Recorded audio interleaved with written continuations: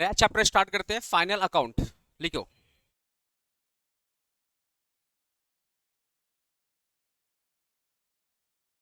Final accounts. Normally जो final accounts बनता है दोस्तों, वो बनता है मैन्युफैक्चरिंग और नॉन मैन्युफैक्चरिंग। दो बनता है, मैन्युफैक्चरिंग और non manufacturing. Okay student, okay. एक बनता है मैन्युफैक्चरिंग और एक बनता है नॉन मैन्युफैक्चरिंग। बट तुम्हारे लेवल में जो सम्स आते हैं, ठीक है, तुम्हारे लेवल में जो सम्स आते हैं सेमेस्टर वन में जो सम्स आते हैं, ठीक है ना, उसमें ज्यादातर मैन्युफैक्चरिंग का ही होता है। ठीक है। लेकिन जब वही भी तुम कॉर्पोरेट वाला करेगा, जैसे तुम कॉर्पोरेट अकाउंटेंसी तुमको मिलेगा कब पढ़ने को, सेमेस्टर फाइव में। सेमेस्टर फाइव में तुम लोग आएगा तो तुमको कॉर्पोरेट अकाउंट मिलेगा। तो कॉर्पोरेट अकाउंट में मैक्सिमम जो क्वेश्चंस आते हैं वो दोनों से आते हैं, मैन्युफैक्चरिंग, मतलब जितना बजट मैन्युफैक्चरिंग का है उतना ही बजट नॉन मैन्युफैक्चरिंग का है। वहां पे हम लोग डिफरेंशिएट बताते हैं, basically cost of purchase of raw raw material. जहाँ पे आप रॉ मटेरियल परचेज करते हो जनरली होता है मैन्युफैक्चरिंग, और जहाँ पे रॉ मटेरियल से रिलेटेड कोई इन्फॉर्मेशन नहीं दिया है तो वो क्या होता है, नॉन मैन्युफैक्चरिंग। बट तुमको उस सब के चक्कर में नहीं पड़ना है, तुमको ये जानना है कि चाहे फाइनल अकाउंट मैन्युफैक्चरिंग का बोले, चाहे फाइनल अकाउंट नॉन मैन्युफैक्चरिंग का बोले, तरीका सेम होगा, फॉर्मेट क्या होगा, सेम होगा, एडजस्टमेंट क्या होंगे, सेम होंगे, जो कॉन्सेप्ट है वो क्या होंगे, सेम होंगे। बेसिक कोई डिफरेंस नहीं है। लेकिन हाँ, जिस दिन जिस दिन तुम्हारा फाइनल अकाउंट का लास्ट डे रहेगा, उस दिन तुम्हारा कॉन्सेप्ट क्लियर कर दूंगा कि मैन्युफैक्चरिंग में क्या क्या बात ध्यान रखना है और नॉन मैन्युफैक्चरिंग में क्या क्या बात ध्यान रखना है। फिलहाल आज डे वन है, तो डे वन में हम लोग यही एज्यूम करके चलेंगे, चाहे मैन्युफैक्चरिंग पूछे या नॉन मैन्युफैक्चरिंग पूछे, तरीका क्या रहेगा, सेम रहेगा। लेकिन एट द एंड जब लास्ट क्लास हम लोग फाइनल अकाउंट का पढ़ेंगे, तुम्हारा ये दोनों का दोनों कॉन्सेप्ट क्लियर होगा। एक माइनर सा डिफरेंस है, माइनर सा डिफरेंस है, वो माइनर सा डिफरेंस हम लोग एंड ऑफ द क्लास में डिफरेंस कर लेंगे, ठीक है ना। अच्छा, अभी एजेंडा क्या है, अभी इसका एजेंडा क्या है, आज डे वन का एजेंडा क्या है। देखो भाई, डे वन है, मैं मान के चल रहा हूँ कि आप 11 12 में अच्छे से पढ़ाई नहीं की हो, ये मेरा एजम्पशन है। मैं कोई भी चैप्टर स्टार्ट करूंगा तो ये मैं एजम्पशन रहेगा कि आपने 11 12 में अच्छे से अकाउंट्स नहीं पढ़ा है। इसलिए मैं पूरा बेसिक से मैं एज्यूम कर रहा हूँ कि आप पहली बार फाइनल अकाउंट पढ़ रहे हो। तो सबसे पहले इसका डेफिनेशन समझेंगे, सबसे पहले अपने इसका डेफिनेशन समझेंगे कि फाइनल अकाउंट होता क्या है, ठीक है ना। उसके बाद हम लोग समझेंगे ऑब्जेक्टिव, फाइनल अकाउंट बनाते क्यों है, फाइनल अकाउंट होता क्या है, फाइनल अकाउंट बनाते क्या है, ठीक है। उसके बाद पढ़ेंगे अपने लोग डायरेक्ट, डायरेक्ट और इनडायरेक्ट एक्सपेंसेस का डिफरेंस, कि डायरेक्ट एक्सपेंसेस क्या होता है और इनडायरेक्ट एक्सपेंसेस क्या होता है, उसका डिफरेंस पढ़ते हैं, ठीक है ना। और लास्ट में अपने क्या डिस्कस कर लेंगे, फॉर्मेट। लास्ट में क्या डिस्कस कर लेंगे, फॉर्मेट। अगर आज आज अगर अपने लोग इतना डिस्कस कर लेते हैं तो आपका फाइनल अकाउंट का जो बेस है वो क्या हो गया, रेडी हो गया। देन हम लोग नेक्स्ट डे जो हमारा होगा, जो कि कल है, हम लोग डायरेक्टली फिर सम्स में एंटर कर जाएंगे, ठीक है ना। जो लोग यूट्यूब से क्लासेस देख रहे हैं भाई, आप टेलीग्राम चैनल को, टेलीग्राम हमारा जो चैनल है उसको आप बेसिकली ज्वाइन कर लो। कैसे ज्वाइन करोगे, कैसे ज्वाइन करोगे, कमेंट बॉक्स में मैं इस पीडीएफ, मतलब जो अकाउंटेंसी है ना उसका पीडीएफ का लिंक डाल दूंगा, लिंक को क्लिक करके टेलीग्राम चैनल पे जाओ, ज्वाइन करो, पीडीएफ भी डाउनलोड कर लो। अभी मैंने अकाउंट्स का पीडीएफ दिया है, विद इन 2 डेज आपको सारे सब्जेक्ट का मैं पीडीएफ डाल दूंगा, हर एक सब्जेक्ट का सेमेस्टर वन का, और full and phases related PDF होगा, ठीक है ना। और तुम लोग ग्रुप में समित ग्रुप में डाल दो पीडीएफ, ग्रुप में डाल दिए पीडीएफ, पीडीएफ चेक कर लो, तुम लोग ग्रुप में डाल दिए पीडीएफ, ये हम लोग का फाइनल पीडीएफ है, ठीक है ना। चलो स्टार्ट करते हैं, सबसे पहले डेफिनेशन स्टार्ट करते हैं, डेफ लिखो ना, डेफिनेशन ऑफ फाइनल अकाउंट, दोनों ग्रुप में डालो, दोनों ग्रुप में डालो, definition of, definition of final accounts, definition of final account. Final account का डेफिनेशन क्या, फाइनल अकाउंट का डेफिनेशन क्या, सबसे पहले ये समझते हैं। आ जाओ, जाओ जल्दी आ जाओ, बाकी लोग को छोड़ दिए। हाँ लिखो, लिखो, final account is a set of, लिखो ना। हाँ अभी स्टार्ट किए, बस थोड़ा सा हाफ पेज का जगह छोड़ दो ना, ठीक है ना। हाफ पेज वैसे मैं जब पढ़ाऊंगा ना, तो जो मेरा नोट रहेगा मैं ग्रुप में डालते जाऊंगा, जैसे ये जो पेज है ना, मैं ग्रुप में शेयर कर दूंगा, ठीक है ना। देखो ना, फाइनल अकाउंट। अच्छा, आज तो मुझे टाइम नहीं मिला, वरना जो लिखने वाला पार्ट रहेगा ना, मैं लिख के लाऊंगा, क्योंकि सोचता हूँ 1 घंटे जो अपने लोग मिले ना, बाकी अच्छे समझे, ऐसे कुछ लिखने वाला जो पार्ट होता है ना, वो मैं लिख के लाऊंगा और तुम लोग ग्रुप में शेयर कर दूंगा, यहाँ बस समझा दूंगा। घर जाकर के होमवर्क, होमवर्क होता है ना, होमवर्क, होमवर्क में ही रहेगा, जो समझाए हैं वो कॉपी में नोट डाउन कर लो। ज्यादा नहीं रहता है, जैसे अकाउंट्स में थ्योरी पोर्शन कम होता है, तो ज्यादा नहीं लिखना पड़ेगा, कभी कभी कुछ कुछ लिखना पड़ेगा, ठीक है ना। देखो ना, final account is a set of, is a is a set of financial statement. Final account is a set of financial statement. Final account is a set of financial statement prepare at the prepare at the end of year. Prepare at the end of year. और normally कौन सा year होता है? Accounting year. अरे बोलो ना, कौन सा ईयर होता है? अकाउंटिंग ईयर होता है। क्यों बनाते हैं? To know the financial, to know the financial position and profit और loss of the organization, of the organization,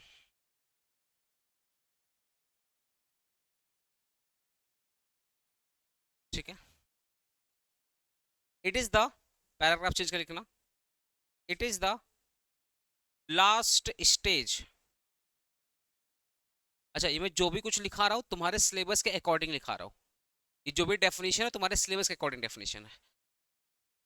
आ, कहाँ पे? प्रॉफिट और loss of the organization, it is the last stage, it is, लिखो ना, it is the last stage of the accounting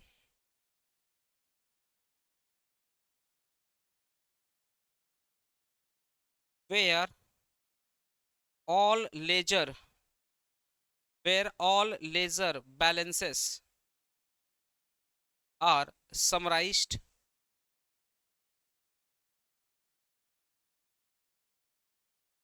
and presented in a systematic form, in a systematic form, ठीक है ना। आपका theory भी आएगा, आपका 10 से 15 नंबर का थ्योरी आता है, तो थ्योरी में भी ये काम आएगा, define final accounts, what is direct expenses, उसमें भी काम आएगा, ठीक है ना। नेक्स्ट लिखो objective, objective of final accounts, objective of preparing, objective of preparing final accounts. Final accounts क्यों प्रिपेयर करते हैं, उसका ऑब्जेक्टिव क्या है? नंबर वन लिखिए ना, आपका एग्जाम में थ्योरी आएगा, थ्योरी में काम आएगा। नंबर वन, पहला लिखो, to no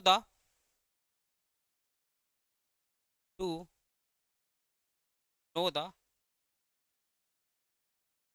financial position of the organization, to know the financial position of the organisation,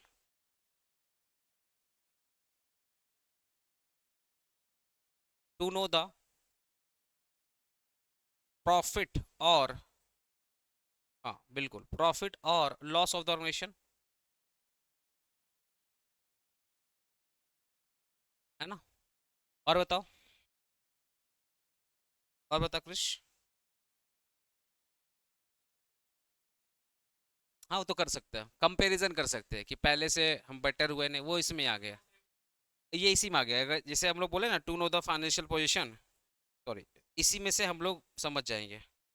अभी मैं एक्सप्लेन करता हूँ, और बता, और को।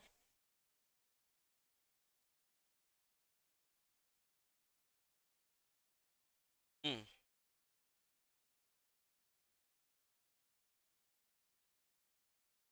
लिखो ना, तीसरा लिखो ना, to know the, sorry, answer बढ़ाने के लिए एक पॉइंट लिख लो, to know the gross profit, gross profit of the organisation. क्योंकि ग्रॉस प्रॉफिट और नेट प्रॉफिट तो इसी से पता चलता है ना, to know the gross profit of the organisation. क्योंकि 5 नंबर में अगर आ गया ना तो थोड़ा बहुत आंसर तो बढ़ाना पड़ेगा ना आपको। ठीक है, और बताओ, देखो इसका मेन जो ऑब्जेक्टिव होता है अभी तक हम लोग लिखे ही नहीं है। इसका जो मेन ऑब्जेक्टिव होता है कि जो इन्वेस्टर है, जो कंपनी के इन्वेस्टर है, जो मेंबर है, जिसको अपने शेयर होल्डर बोलते हैं, ठीक है ना, उनको बताना, उनको बताना कि भैया कंपनी का पोजीशन क्या है। तो एक्चुअली जो फाइनल, याद रखना जितने भी बुक्स ऑफ अकाउंट बनते हैं ना, उनका ऑब्जेक्टिव होता है कि हम अपने इन्वेस्टर के लिए बना रहे हैं। आप आप एज्यूम करो, आपने किसी बिजनेस में पैसा लगाया और आपको अगर हिसाब नहीं दिया जाए कि साल भर में बिजनेस ने क्या किया है, कितना सेल किया है, कितना परचेस किया है, कितना बिजनेस ने लायबिलिटी क्रिएट किया है, कितना एसेट क्रिएट किया, क्या बेचा, क्या खरीदा, आपने तो पैसा लगा दिया, आपके पैसे से बिजनेस चल रहा है और आपको हिसाब नहीं दिया जा रहा है, क्या आपके साथ फेयर है? क्या आपके साथ फेयर है? नहीं। क्या आपका उस बिजनेस में कोई वैल्यू है? बोलो। आपका बिजनेस में अगर आपको कोई हिसाब नहीं मिल रहा है ना, तो पेपर में तो आपका वैल्यू है कि you are the owner of the business, but at the in practical life में आपको बंदा ना कोई हिसाब दे रहा है, ना आपको अपना, आपको ही नहीं पता है कि आपका पैसा डूबा या आपका पैसा डबल हुआ या ट्रिपल हुआ, या आप प्रॉफिट में है या लॉस में है, आपको ही नहीं पता। तो ऐसे बिजनेस में पैसा लगाने का फायदा क्या है? तो एट द इन जो बुक्स ऑफ अकाउंट बनाया जाता है ना, वो शेयर होल्डर के लिए बनाया जाता है। आपने वर्ड सुना ऑडिट, ये ऑडिट भी किसके लिए किया जाता है? शेयर होल्डर के लिए किया जाता है। ये जितने भी अकाउंट्स आप पढ़ते हो ना, वो कंपनी बनाती तो है पर किसके लिए बनाती है?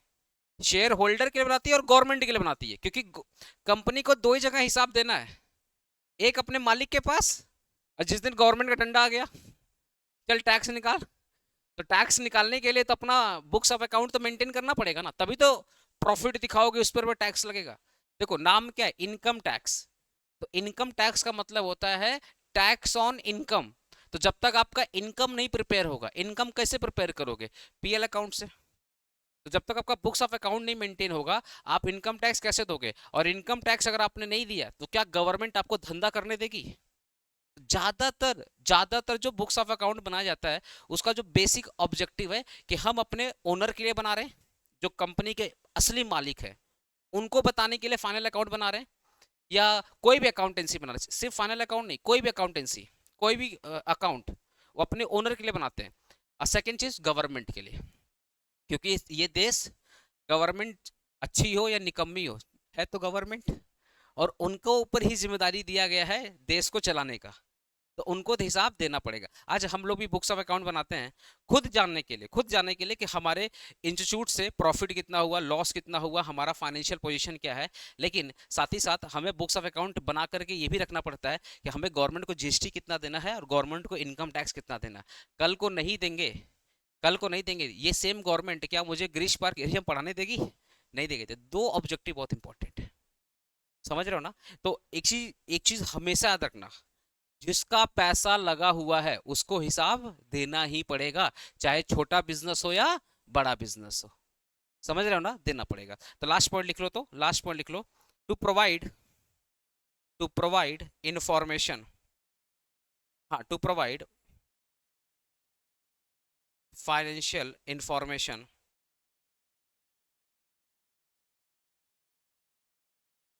To its investor, to provide financial information to its investor, class में to its investor, to its investor comma लिखो, टू इट्स इन्वेस्टर, जिससे आपने उधारी लिया, बैंक, बैंक का भी तो पैसा लगा हुआ है ना। तो इन्वेस्टर मतलब जिसको आपने शेयर्स वगैरह बेचे हैं, जिसको आपने डिबेंचर वगैरह बेचे हैं, उनसे। टू इन्वेस्टर कॉमा बैंक्स, और बताओ और कौन कौन आ सकते हैं? बोलो ना, और कौन कौन आ सकते हैं? और कंपनी के, और इन्वेस्टर, बैंक्स, और एनी अदर फाइनेंशियल, आ जाओ, any other financial, any other financial providers, any other financial provider. जिन किसी का भी पैसा बिजनेस में लगा है, जिन किसी का भी पैसा, चाहे वो एज ए इन्वेस्टर लगा हो, चाहे वो एज ए बैंक लगा हो, या कोई भी फाइनेंशियल प्रोवाइडर लगा हो, कोई भी पैसा किसी का भी अगर 1 रुपया लगा है, तो उसको बुक्स ऑफ अकाउंट तो मेंटेन करना ही पड़ेगा और उसको बताना पड़ेगा। जैसे मैंने भी अगर किसी कंपनी में अच्छा खासा इन्वेस्टमेंट किया हूं, तब मुझे बुक्स ऑफ अकाउंट मिलना चाहिए। आप पता, आपने अगर किसी भी कंपनी का शेयर्स लिया होगा, तो आपके जीमेल अकाउंट देखना, साल के एंड में कंपनी का सब कुछ आ जाएगा। आपका जो जीमेल आईडी है, उसके एंड में, अर्थात साल के एंड में जब एजीएम वगैरह होता है, उस वक्त कंपनी का सब कुछ इन्फॉर्मेशन आपके जीमेल अकाउंट पे आ जाएगा। अगर लेट से नहीं भी आता है, तो पब्लिकली उनके वेबसाइट पर क्या होता है, अवेलेबल होता है, आप डाउनलोड करके पढ़ सकते हैं। तो एक होता है एनुअल रिटर्न, धीरे धीरे पढ़ोगे, एक एक वर्ड पढ़ोगे, धीरे धीरे क्या हो, एनुअल रिटर्न होता है। ठीक है, तो वो सब जो एनुअल रिटर्न्स होते हैं ना, मतलब साल भर का लेखा जोखा, वो आपको मिल जाएगा उनके वेबसाइट पर। बहुत सारी कंपनी तो अपने शेयर होल्डर के ईमेल आईडी में डाल देती है, और बहुत सारी कंपनी बोलती है सबको भेजना पॉसिबल नहीं है, हम अपने वेबसाइट पर अपलोड कर दिए हैं, जो भी इन्वेस्टर पढ़ना चाहता है वेबसाइट पर जाए और डाउनलोड करके पढ़ ले। ठीक है ना। तो फाइनल अकाउंट क्यों प्रिपेयर करते हैं? पहला ऑब्जेक्टिव क्या है फाइनल अकाउंट प्रिपेयर करने का? To know the financial position of the company, to know the profit loss of the company, to know the gross profit of the organization. और last book जो कि बहुत इंपॉर्टेंट है, कि हम लोग फाइनल अकाउंट बनाते हैं। अच्छा, ये ना कॉमन पॉइंट है, ये सिर्फ फाइनल अकाउंट के लिए एप्लीकेबल नहीं है। तुम कैश बुक बनाते हो, तुम डेप्रिसिएशन बनाते हो, तुम बैलेंस शीट बना रहे हो, है ना, आप इंटरनल रिकंस्ट्रक्शन बना रहे हो, आप कोई भी बुक्स ऑफ अकाउंट बना रहे हो, आप इसलिए बनाते हो कि अपने जो इन्वेस्टर है, अपने जो बैंक वाले हैं, जिन बैंक का पैसा आपके बिजनेस में लगा है, या कोई भी फाइनेंशियल प्रोवाइडर है जिसका पैसा बिजनेस में लगा है, हम बुक्स ऑफ अकाउंट उनके लिए बनाते हैं, जिससे उनको पता रहे कि उनका पैसा डूबा नहीं है, जिससे उनको पता रहे कि उनका हिसाब क्या है ना। तो आपको याद रखना एक चीज, चाहे आप माइनॉरिटी शेयर होल्डर है या आप एक मेजोरिटी शेयर होल्डर है, मैंने वर्ड क्या बोला, माइनॉरिटी। माइनॉरिटी मतलब अगर आप छोटे शेयर होल्डर है, जिनका एक या दो दो शेयर कंपनी में है, या आप एक मेजोरिटी शेयर होल्डर है जिसका 40% 50% शेयर होल्डिंग है, सभी को जानना अधिकार है, सभी को जानने का अधिकार है, चाहे आप छोटे हो चाहे आप बड़े हो, सबके लिए फाइनल अकाउंट बनाया जाता है, सबके लिए बुक्स ऑफ अकाउंट बनाया जाता है। ये क्लियर हुआ ना। अब एक वर्ड का मतलब समझा रहा हूँ। फाइनेंशियल पोजीशन का मतलब क्या होता है, पहले समझो। फाइनेंशियल पोजीशन का मतलब होता है आपको ये पता करना कि at the end of year आपका कंपनी के पास कितने एसेट पड़े हैं, आपके कंपनी के पास कितने लायबिलिटीज हैं, है ना, आप सॉल्वेंट हैं या सॉल्वेंट नहीं है। चलो मैं एक एग्जांपल क्रिएट करता हूं, उससे बताना हम कंपनी का फाइनेंशियल पोजीशन वीक है, कंपनी का फाइनेंशियल पोजीशन वीक है या स्ट्रेंथ है। आंसर दे रहा हूं। कंपनी का जो एसेट है, कंपनी का जो एसेट है, मान लेते हैं 100 रुपए का है, सुनो ना, कंपनी का एसेट कितना है, 100 रुपया, और कंपनी की लायबिलिटी है 300 रुपया। आप बताओ कंपनी का जो फाइनेंशियल पोजीशन अच्छा या बुरा है? बोलो ना। बहुत बुरा है ना। कंपनी का जो एसेट है वो 100 रुपया का है, एसेट है वो 100 रुपया का, कंपनी का जो लायबिलिटी है वो 300 रुपया का है। तो कंपनी का फाइनेंशियल पोजीशन कैसा है? बहुत बेकार है, बहुत बेकार, फालतू, है ना। इंसॉल्वेंट नहीं बोलते, नहीं गलत बात है, इंसॉल्वेंट अभी नहीं बता रहे, सॉल्वेंसी कैसे होता चेक बता रहे, तो बहुत बेकार है। नेक्स्ट बता रहे, नेक्स्ट बता रहा हूँ। कंपनी का एसेट है 500 रुपया, कंपनी का एसेट है 500 रुपया, और कंपनी की लायबिलिटी है 100 रुपया, कैसा पोजीशन है? बोलना। बहुत अच्छा है ना, क्योंकि एसेट ज्यादा है, एसेट ज्यादा है और लायबिलिटी कम है, इसी को अपने बोलते हैं फाइनेंशियल पोजीशन। और सुनो, और सुनो, कंपनी का एसेट, कंपनी का एसेट पिछले साल के कंपेयर में कम हुआ है, कंपनी का एसेट पिछले साल के कंपेयर में, प्रीवियस ईयर के कंपेयर में कम हुआ है, और कंपनी का लायबिलिटी प्रीवियस ईयर के कंपेयर में बढ़ा हुआ है, तो फाइनेंशियल पोजीशन कैसा है? फाइनेंशियल पोजीशन कैसा है? डिक्लाइन पोजीशन पे। कैसा है? डिक्लाइन पोजीशन पे। जब आप बैलेंस शीट बनाते हो, तो कोई भी बैलेंस शीट आप अपने जीवन में, कोई भी बैलेंस शीट आप देखोगे तो देखिएगा वहां पे 2 कॉलम रहेगा। एसेट का, ये एसेट है ना, इसमें 2 कॉलम रहेगा, एक रहेगा आपका करंट ईयर का कॉलम और एक रहेगा आपका प्रीवियस ईयर कॉलम। मान लेते हैं करंट ईयर में एसेट था 1 लाख रुपया और प्रीवियस ईयर में एसेट था 2 लाख रुपया, तो करंट ईयर में एसेट कम हो गए, करंट ईयर में आपका एसेट कम हो गया, तो भाई अगर एसेट कम हुआ तो अच्छी बात है क्या? अच्छा, अगर मैं लायबिलिटी की बात करूं, अगर ये मान लो लायबिलिटी है, ये करंट ईयर है, ये मान लेते हैं अपना, ये अपना मान लेते हैं करंट ईयर है, और ये मान लेते हैं प्रीवियस ईयर। करंट ईयर में लायबिलिटी 5 लाख है, अब प्रीवियस ईयर में लायबिलिटी 2 लाख रुपया है, तो करंट लायबिलिटी बढ़ गया। तो लायबिलिटी का बढ़ना, एसेट का कम होना, क्या अच्छी बात है? नहीं है। आपको पता है फाइनेंशियल पोजीशन से एटलीस्ट ये पता कर जाता, इससे ये पता चलता है कि कंपनी पहले से ग्रो की है या कंपनी पहले से डिफॉल्टिंग पोजीशन में आ रही है। साथ ही साथ जो ऑडिटर लोग होते हैं ना, ऑडिटर जब ऑडिट करता है तो सिंपली बैलेंस शीट वो लोग चेक करता है। जब बैलेंस शीट चेक करता है तो पहले वो लोग क्या करता है, प्रीवियस ईयर का डेटा को कंपेयर करेगा करंट ईयर से। पहला स्टेप, उनका पहला स्टेप ये रहेगा कि प्रीवियस ईयर का डेटा को कंपेयर करेगा करंट ईयर से। अगर फ्लैक्चुएशन बहुत कम है, फ्लैक्चुएशन मतलब थोड़ा बहुत डिफरेंस है, तब तो ज़्यादा दिमाग नहीं लगाता सीए लोग। लेकिन अगर फ्लैक्चुएशन बहुत ज़्यादा है कि भैया एसेट एसेट में हेरा फेरी हो गया, एसेट पहले 1 लाख था घट करके 50,000 हो गया, लायबिलिटी पहले 2 लाख थी बढ़ करके 4 लाख हो गई, इतना बड़ा फ्लैक्चुएशन, डबल का फ्लैक्चुएशन, पता है ऑडिटर छोड़ेगा नहीं आपको। आपके जो कंपनी का जो ऑडिटर होगा ना, आपको छोड़ेगा नहीं। होता ना ढुक करके ऑडिट करना, वो ढुक करके ऑडिट करना स्टार्ट कर देगा। आप जब ऑडिट पढ़ोगे, एक एक स्टेप पढ़ाऊंगा ऑडिट कैसे होता है, मैं सिंपली बता रहा हूँ ना। कंपैरिजन करने से आप तुरंत पकड़ लोगे कंपनी में कुछ गड़बड़ है। 1 साल के अंदर लायबिलिटी की डबल हो गई और असेट कम हो गए, मतलब कुछ तो गड़बड़ हुआ होगा, कुछ तो आपके डिसीजन मेकिंग में प्रॉब्लम आई होगी, तभी तो एसेट आपके कम हो गए और लायबिलिटी आपके क्या हो गए, डबल हो गए। तो फाइनेंशियल पोजीशन से ना आप कंपनी का करंट पोजीशन जान सकते हो कि कंपनी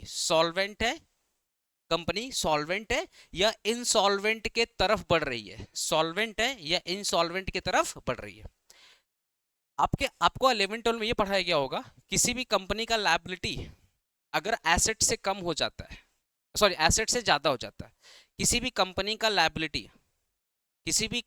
लायबिलिटी अगर एसेट से ज्यादा हो जाता है, तो आपके जो प्यारे प्यारे टीचर है वो पढ़ाए होंगे, ऐसी कंपनी का वाइंडिंग अप करवा देना चाहिए। ये आपको 11 12 में पढ़ाया गया होगा। 11 12 के पॉइंट ऑफ व्यू से अच्छा पढ़ाया गया, गलत कुछ भी नहीं पढ़ाया गया। आप 11 12 में थे, आपको अगर ये पढ़ाया गया कि अगर लायबिलिटी ज्यादा हो गया एसेट के कंपेयर, मान लो लायबिलिटी है 100 रुपया और एसेट है 80 रुपया, तो ऐसे कंपनी का वाइंडिंग अप हो जाना चाहिए, ऐसा आपको पढ़ाया गया। गलत कुछ भी नहीं है, लेकिन प्रॉपर सही भी नहीं है, मतलब गलत भी नहीं है अब लेकिन प्रॉपर सही भी नहीं है। एग्जैक्टली एक होता है ना, इंसॉल्वेंसी रेशियो निकालते हैं। क्या निकालते हैं? Insolvency ratio. इंसॉल्वेंसी रेशियो निकालने के बाद फिर एक होता है डेट रेशियो होता है, फिर होता है आप एक्चुअली ना इसको बोलते हैं एनालिटिक प्रोसीजर बोलते हैं। ऑडिट, जब आप ऑडिट करोगे ना, एक वर्ड आता है एनालिटिकल प्रोसीजर, वो अकाउंट ऑडिटिंग स्टैंडर्ड में पढ़ाया जाता है आपको। ऑडिटिंग स्टैंडर्ड बोलता है कि अगर लायबिलिटी ज्यादा हो गया एसेट कंपेयर में ना, तो इसका मतलब ये नहीं कि कंपनी को बंद कर दो, इसका मतलब ये नहीं तो कंपनी को बंद कर दो। अगर कंपनी का पैसा ऐसे जगह पे इन्वेस्टमेंट किया गया है लोन लेकर के, एक सिंपल सा एग्जांपल दे रहा हूं कि करंट ईयर में एसेट कम हो गए हैं, लायबिलिटी ज्यादा है, बट कंपनी ने लोन लेकर के ऐसे जगह पे इन्वेस्टमेंट किया है जहां से फ्यूचर में पैसा आना, मतलब जहां से फ्यूचर में पैसा बहुत ज्यादा आएगा, जहां से फ्यूचर में जो इन्वेस्टमेंट का जो रिटर्न होगा वो कंपनी को बहुत ज्यादा बेनिफिट देगा, तो इस वक्त आप कंपनी को मत बंद करिए, थोड़ा सा वेट करिए, 2 3 साल 4 साल वेट करिए, कंपनी क्या कर जाएगी, ग्रो कर जाएगी। क्योंकि पता है एक कंपनी को बंद करना कितना बड़ा नुकसान है देश के लिए। एक कंपनी में लाखों लोग काम करते हैं, अगर तुम लोग ऐसे ही ओ लायबिलिटी ज्यादा चल बंद कर, अगर लायबिलिटी एसेट को देख करके तुम बंद करना स्टार्ट कर दोगे तो कितनी, तब तो बीएसएनएल पहले बंद हो जाती। अगर लैब, तुम बताओ ना, बीएसएनएल आज से लॉस में चल रही है क्या? बीएसएनएल तो बहुत सालों से लॉस में चल रही है, क्यों नहीं बंद हो गई? नहीं बंद किया गया। एक तो गवर्नमेंट कंपनी है, दूसरा क्या बीएसएनएल अगर बंद हो जाएगा तो जियो एयरटेल का और मनमानी बढ़ जाएगा। तो कहीं ना कहीं मोनोपोली को कंट्रोल करने के लिए बीएसएनएल को रखा है। वो अलग बात है कंट्रोल नहीं कर पा रहा है, पर रखा तो है ना। तो मैं अभी तुम लोग काफी भी सेमेस्टर 1 में है, बहुत डिटेल में तो नहीं जाऊंगा, जब ऑडिट वगैरह पढ़ूंगा तो काफी डिटेल पढ़ाऊंगा। तो हमेशा याद रखना, कभी भी बचपना वाला आंसर मत देना कि लायबिलिटी ज्यादा हो गया एसेट कम हो गया बंद कर दो, नहीं। आप बोलना सर और भी तरीके हैं पता करने के, हाँ मानते हैं एसेट एसेट कम हो गए, लायबिलिटी ज़्यादा हो गए, पर बिजनेस अभी बंद नहीं होगा। एनालिटिकल प्रोसीजर को फॉलो करके फिर हम लोग डिसाइड करेंगे कि बंद करना है या बंद नहीं करना। अब ये एनालिटिकल प्रोसीजर क्या होता है ये तुम लोग ऑडिट में पढ़ेगा।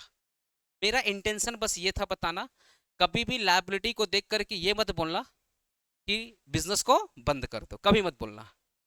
ठीक है, ये पहला संकेत होता है कि बिजनेस बर्बादी के कगार पे आ गया, ये संकेत है, पर बिजनेस अभी बंद नहीं है। ठीक है ना, बोलना है कुछ? क्यों? हो जाते हैं ना कभी कभी, क्या होते हैं आपका, जैसे इन्वेस्टमेंट आप कर रहे हो तो आपने लोन बहुत ज्यादा ले लिया। क्या चीज? नहीं, कभी कभी क्या होता है ना, पुराने मतलब जो करंट वाले लोन होते हैं ना, वो इसलिए कंपनी लेती है प्रीवियस लोन को चुकाने के लिए।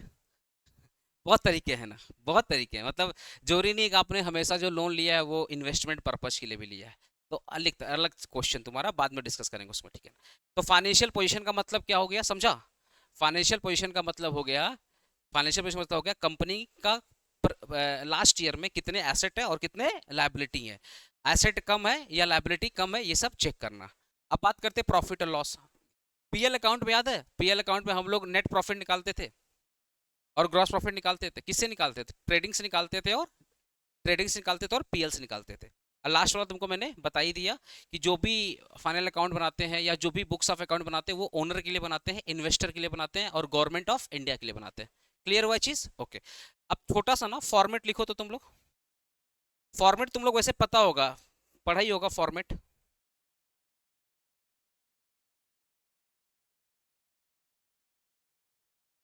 फॉर्मेट तुम लोग ऐसे पढ़ा ही होगा, फिर भी थोड़ा सा बता देता हूँ format.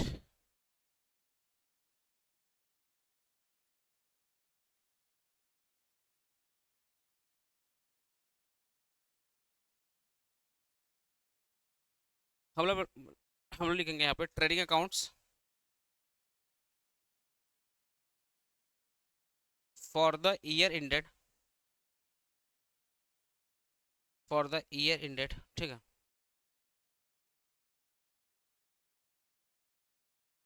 Particular amount, particular amount, trading account for the year ended particular amount, particular. पहले हम लोग लिखते हैं टू ओपनिंग स्टॉक। अच्छा, तुम लोग ना फॉर्मेट लिख लो, लेकिन फॉर्मेट याद मत करना, क्योंकि फॉर्मेट याद नहीं करते, फॉर्मेट को समझते हैं। फिलहाल के लिए लिख लो, अभी मैं इसको बता दूंगा फॉर्मेट बना कैसे। लिखो ना, टू ओपनिंग स्टॉक, यहाँ पे लिखो लो टू परचेज,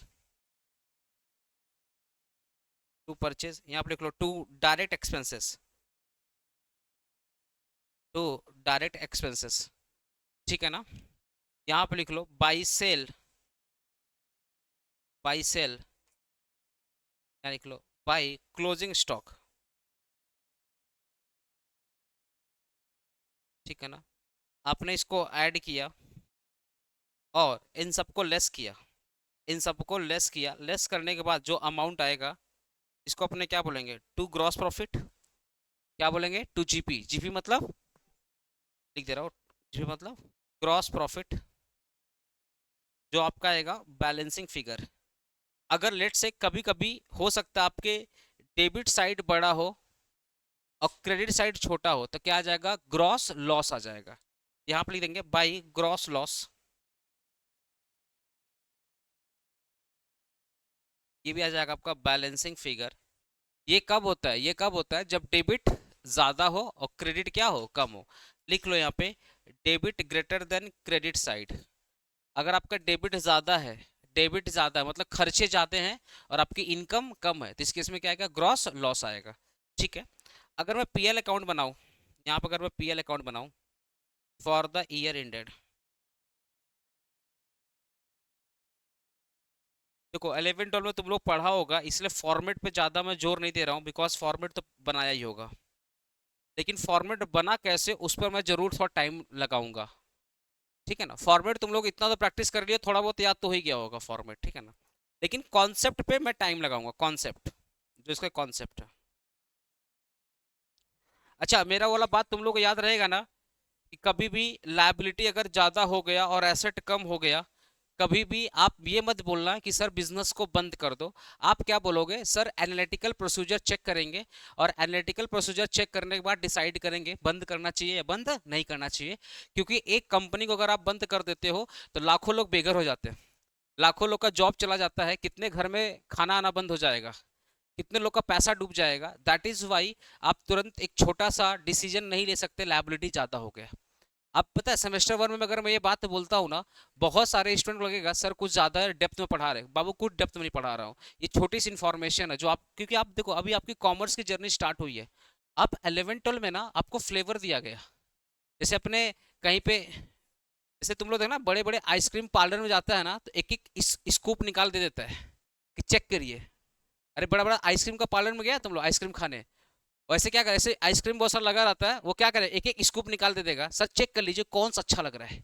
आप बोलोगे सर ये वाला अच्छा लग रहा है ना, फिर उठा के देगा, फिर बिल बनाएगा 1000 रुपए का। तो आपके 11 12 में जो मिला है ना वो सब आपका एक काइंड ऑफ, वो एक एक चम्मच मिला है। अब आपको अच्छा मिलेगा, आपका जो चीज़ है ना वो यहाँ पे बढ़ जाएगा। यहाँ पे लिखो पर्टिकुलर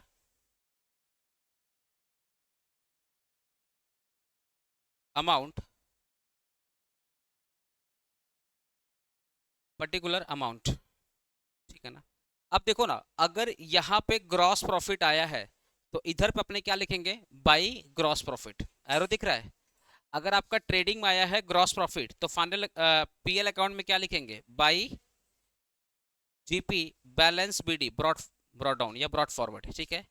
यहाँ पे अगर यहाँ पे ग्रॉस लॉस आया, हेलो, अगर यहाँ पे ग्रॉस लॉस आया है तो इसको अपने उठा करके इधर लाएंगे, ठीक है ना। तो इसको अपने क्या लिखेंगे, to gross loss by balance BD, समझ गया ना। ज्यादातर केस में तुमको क्या मिलेगा, ग्रॉस प्रॉफिट ही मिलेगा ज्यादातर केस में, ठीक है। यहाँ पे लिखो by other income, by other income, by other income, ठीक है ना। इसको ऐड करोगे, इसको ऐड करोगे, फिर यहाँ पे लिखोगे to indirect expenses, to indirect expenses. आपने क्या किया, ग्रॉस प्रॉफिट को ऐड किया, अदर इनकम को ऐड किया तो ये अमाउंट आया, उसमें से ये माइनस करोगे तो आ जाएगा नेट प्रॉफिट। क्या आ जाएगा, to net profit by balance sheet, ठीक है। बैलेंसिंग फिगर कर लो ना सबसे, बैलेंसिंग फिगर। कभी कभी क्या होगा, आपका ये वाला साइड ज्यादा होगा, सॉरी, कभी कभी आपका ये वाला साइड ज्यादा होगा और ये वाला साइड कम होगा, है ना। तो आप क्या करोगे, डेबिट को ऐड करोगे, क्रेडिट को क्या करोगे, माइनस करोगे, तो जो बच जाएगा वो क्या होगा, नेट लॉस। तो बाई नेट लॉस। लेकिन ये काफी रेयर है, कब होता है, जब डेबिट ऑलवेज क्रेडिट से क्या होता है, ज्यादा होता है। बैलेंस फिगर, ये छोटा सा फॉर्मेट है। मुझे पहले ये तीन चीज क्लियर करवाने दो। लिख लिया फॉर्मेट, तानिया जल्दी करो। तीन चीज पहले मुझे क्लियर करवाने दो, डायरेक्ट एक्सपेंसेस क्या होता है, इनडायरेक्ट एक्सपेंसेस क्या होता है और अदर इनकम क्या होता है। ये तीन चीज बहुत इंपॉर्टेंट, क्योंकि पता है फाइनल अकाउंट उनके लिए टफ हो जाता है जो सबसे पहले यही नहीं समझ पाते हैं कि डायरेक्ट और इनडायरेक्ट है क्या। उनके लिए सबसे ज्यादा टफ है, उनके लिए इतना टफ है ना कि लगेगा फाइनल अकाउंट छोड़ ही देना चाहिए। जो देखो, जो डायरेक्ट और इनडायरेक्ट का आइडेंटिफिकेशन नहीं कर पाया उनके लिए फाइनल अकाउंट टफ है। जो अदर इनकम और ऑपरेटिंग इनकम, दो टाइप इनकम होती है, एक होती है ऑपरेटिंग इनकम और एक होती है non operating income. Non operating income को अपने बोलते हैं अदर इनकम। तो अगर आप ये चार चीज का कंफ्यूजन क्लियर नहीं करोगे ना तो आपका फाइनल अकाउंट में कभी पकड़ नहीं आएगा।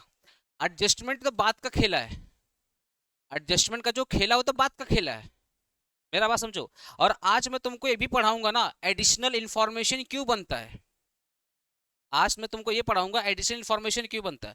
तो पांच चीज का क्लियर होना बहुत जरूरी है, direct versus indirect, operating income versus non operating income, और पांचवा चीज क्या है कि भैया जो एडिशनल इंफॉर्मेशन में एडजस्टमेंट दिया रहता है। पढ़ा है ना फाइनल अकाउंट में 11 12 में कि एडिशनल इंफॉर्मेशन क्या दिया रहता है, एडजस्टमेंट। वो क्यों दिया रहता है, वो क्यों दिया रहता है, क्योंकि जब आपने बैलेंस शीट बना लिया जब आपने ट्रायल बैलेंस बना लिए तो फिर ये एडजस्टमेंट क्यों दिया रहता है? अगर ये 4-5 चीज तुम्हारा क्लियर हो गया तो फाइनल अकाउंट फिर तुम्हारे लिए हलवा हो जाएगा, तो दाल चावल हो जाएगा, या जो भी तुम्हारा फेवरेट खाना होगा उसकी तरह हो जाएगा। तो सबसे पहले हेडिंग डालो। चलो पहले मैं ना इनकम से बात करते, थोड़ा पैसे से बात करते, बहुत खर्चा हो गया। थोड़ा पैसे से बात करते, लिखो ना पहले operating income, operating income versus non operating income.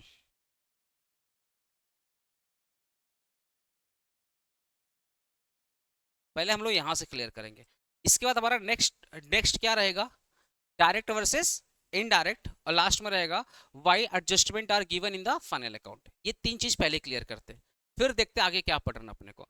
Operating income, मैं ना एक छोटा सा डायग्राम बना रहा हूँ, सुनो ना, मैं छोटा सा डायग्राम बना रहा हूँ जस्ट टू प्रूफ ऑपरेटिंग और नॉन ऑपरेटिंग इनकम। ये मान लो मेरा इंस्टीट्यूट है एपीसी, अभिषेक पांडे क्लासेस, ठीक है, ये मेरा इंस्टीट्यूट है, ठीक है ना।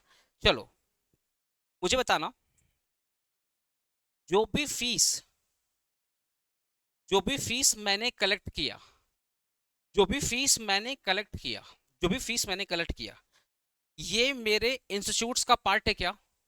क्या मेरे कोचिंग सेंटर का ये काम है क्लासेस देना, फीस कलेक्ट करना? बोलो ना। मेरा सेंटर, मेरा कोचिंग सेंटर में होता क्या है? हम लोग क्या यहाँ पे आकर के हंसी मजाक करते हैं क्या? थोड़ा बहुत, वो तो पढ़ाई का पार्ट है, थोड़ा बहुत तो करेंगे करेंगे, लेकिन मेन पर्पज क्या है? मेन पर्पज क्या, लाफ्टर शो है क्या? स्टैंड अप कॉमेडियन चल रहा है क्या यहाँ पे आकर बैठ करके? नहीं ना। यहाँ का मेन पर्पज क्या है कि अपने मिलते हैं और कोशिश करते थोड़ा बहुत पढ़ाई हो जाए, मतलब एजुकेशनल पर्पज के लिए मिलते हैं। उसके लिए हम लोग क्या करते हैं, 6 महीने का एक फीस होता है जो कि काफी सस्ता फीस है, ठीक है। तुम लोग को लग रहा होगा सर को मैंने प्रॉपर्टी बेच के दिया है, पर ऐसा कुछ नहीं है। ठीक है, बहुत नॉमिनल फीस हम लोग लेते हैं 6 महीने का, ठीक है। अब आप बताओ, जो भी हम लोगों ने फीस लिया आप लोगों से, जो भी फीस लिया, क्या हमारे ऑपरेशन का वन ऑफ द पार्ट है? फीस कलेक्ट करना, फीस कलेक्ट करना क्या हमारे ऑपरेशन का वन ऑफ द पार्ट है? हाँ। तो ये जो इनकम आ रही है फीस से, जो मेरी इनकम आ रही है, कौन सी इनकम होगी? कौन सी इनकम होगी भाई? Operating income. अच्छा, दूसरा दूसरा दूसरा हम लोगों ने फीस लिया, ऑपरेटिंग इनकम। बहुत सारे स्टूडेंट बुक्स हमसे परचेज करते हैं, बहुत सारे स्टूडेंट हमसे क्या परचेज करते हैं अलग से।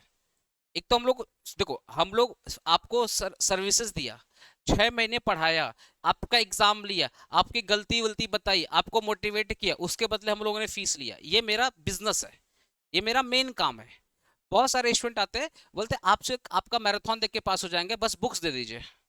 तो बहुत सारे स्टूडेंट को हम लोग बुक्स दे देते हैं, ठीक है ना। अब आप बताइए, जो मैंने बुक्स सेल किया, क्या ये मेरे ऑपरेशन का पार्ट है? ए, मैंने करेला बेचा क्या, भिंडी बेचा क्या? बोलो ना, मैं कपड़ा बेच रहा हूँ क्या? नहीं। एक टीचर अगर बुक नहीं सेल करेगा तो कौन सेल करेगा? सब्जी वाला बुक सेल करेगा। तो मैं अगर अपना खुद का मैट बना रहा हूँ, खुद का बुक बना रहा हूँ, और ये बुक मैं सेल कर रहा हूँ, क्या ये मेरे इंस्टीट्यूट्स का पार्ट है कि नहीं पार्ट है ना भाई? कोचिंग सेंटर अगर नोट्स नहीं बेचेगा तो कौन नोट्स बेचेगा? आ रहा सुना? तो अगर मैंने जो सेल ऑफ बुक किया वो भी मेरा क्या है? मेरे कोचिंग सेंटर की क्या है? इनकम है। मैं कोई करेला नहीं बेच रहा हूँ, कांदा ले लो ये नहीं बेच रहा हूँ, समझ रहे ना, मैं बुक्स बेच रहा हूँ। लिखो सेल ऑफ बुक्स, कौन सी इनकम है? बोलो ना। Operating income, operating income. अच्छा, अच्छा, आप लोगों ने जो फीस दिया था ना, आप लोगों ने जो फीस दिया था, उस फीस का मैंने एफडी करवा लिया। अरे बोलो ना, जो आपने फीस दिया था ना, जो आपने फीस दिया था, इस फीस का मैंने क्या करवा लिया? एफडी करवा लिया। और एफडी पे क्या मिलेगा? इंटरेस्ट। अब बताओ, अब बताओ, जो फीस मिला था वो फीस लेकर के मैंने एफडी करवा लिया, और उस एफडी पे क्या मिलेगा? इंटरेस्ट मिलेगा। अब वो इंटरेस्ट भी तो इनकम है, क्या मेरे कोचिंग सेंटर की इनकम है वो? एफडी कराना मेरा धंधा है क्या? बोलो ना, मैं यहाँ पे एफडी खोल रहा हूँ बैठ करके, ये आधार कार्ड पेन कार्ड लाओ एफडी खोलेंगे, ऐसा कर रहा हूँ क्या? नहीं। तो एफडी जो मैंने खोला वो मेरा नॉन ऑपरेटिंग इनकम, लिखो ना, non operating income, non operating income. अच्छा, तुम लोग का फीस का इतना ज्यादा फीस आ गया था ना, मैंने एफडी के साथ साथ पता क्या करवा लिया? शेयर मार्केट में इन्वेस्ट कर दिया। कहाँ इन्वेस्ट कर दिया? अरे तुम लोग का आशीर्वाद बहुत बड़ा आशीर्वाद है। शेयर मार्केट में पैसा लगा दिया, शेयर मार्केट में। अब जब मैं शेयर मार्केट में पैसा लगाऊंगा, अगर मैं बॉन्ड या डिबेंचर में पैसा लगाऊंगा तो इंटरेस्ट आएगा, और अगर मैं शेयर में पैसा लगाऊं तो डिविडेंड आएगा, है ना। तो अगर इंटरेस्ट आ रहा है या डिविडेंड आ रहा है, तो इस इंटरेस्ट और डिविडेंड को क्या अपने बोलेंगे? डिविडेंड अर्न करना क्या मेरा मेन बिजनेस है? अभिषेक, अच्छा तुम लोग मेरे बारे में जो भी कोई जानता होगा तो टीचिंग के हिसाब जानता होगा, सर टीचिंग करते हैं। मैं इसलिए फेमस नहीं हूं कि मैं डिविडेंड कमाता हूं, या मेरे को लोग इसलिए नहीं जानते कि मैं एफडी से इंटरेस्ट कमाता हूँ। मेरे को थोड़ा बहुत लोग जानते हैं कि सर टीचिंग करते हैं, तो मेरा जो मेन पर्पस है वो टीचिंग करना, मेरा जो मेन बिजनेस है वो टीचिंग करना। स्टिल मैंने अपने फीस को 10 जगह पे इन्वेस्ट कर दिया, उस इन्वेस्टमेंट से मुझे डिविडेंड आ रहा है या उस इन्वेस्टमेंट से मुझे इंटरेस्ट आ रहा है, पर वो मेरी मेन कमाई नहीं है। मेरी मेन कमाई क्या है? फीस। ठीक है, तो ये जो डिविडेंड रिसीव कर रहा हूँ, ये जो इंटरेस्ट मैं रिसीव कर रहा हूँ, ये कौन सा इनकम है?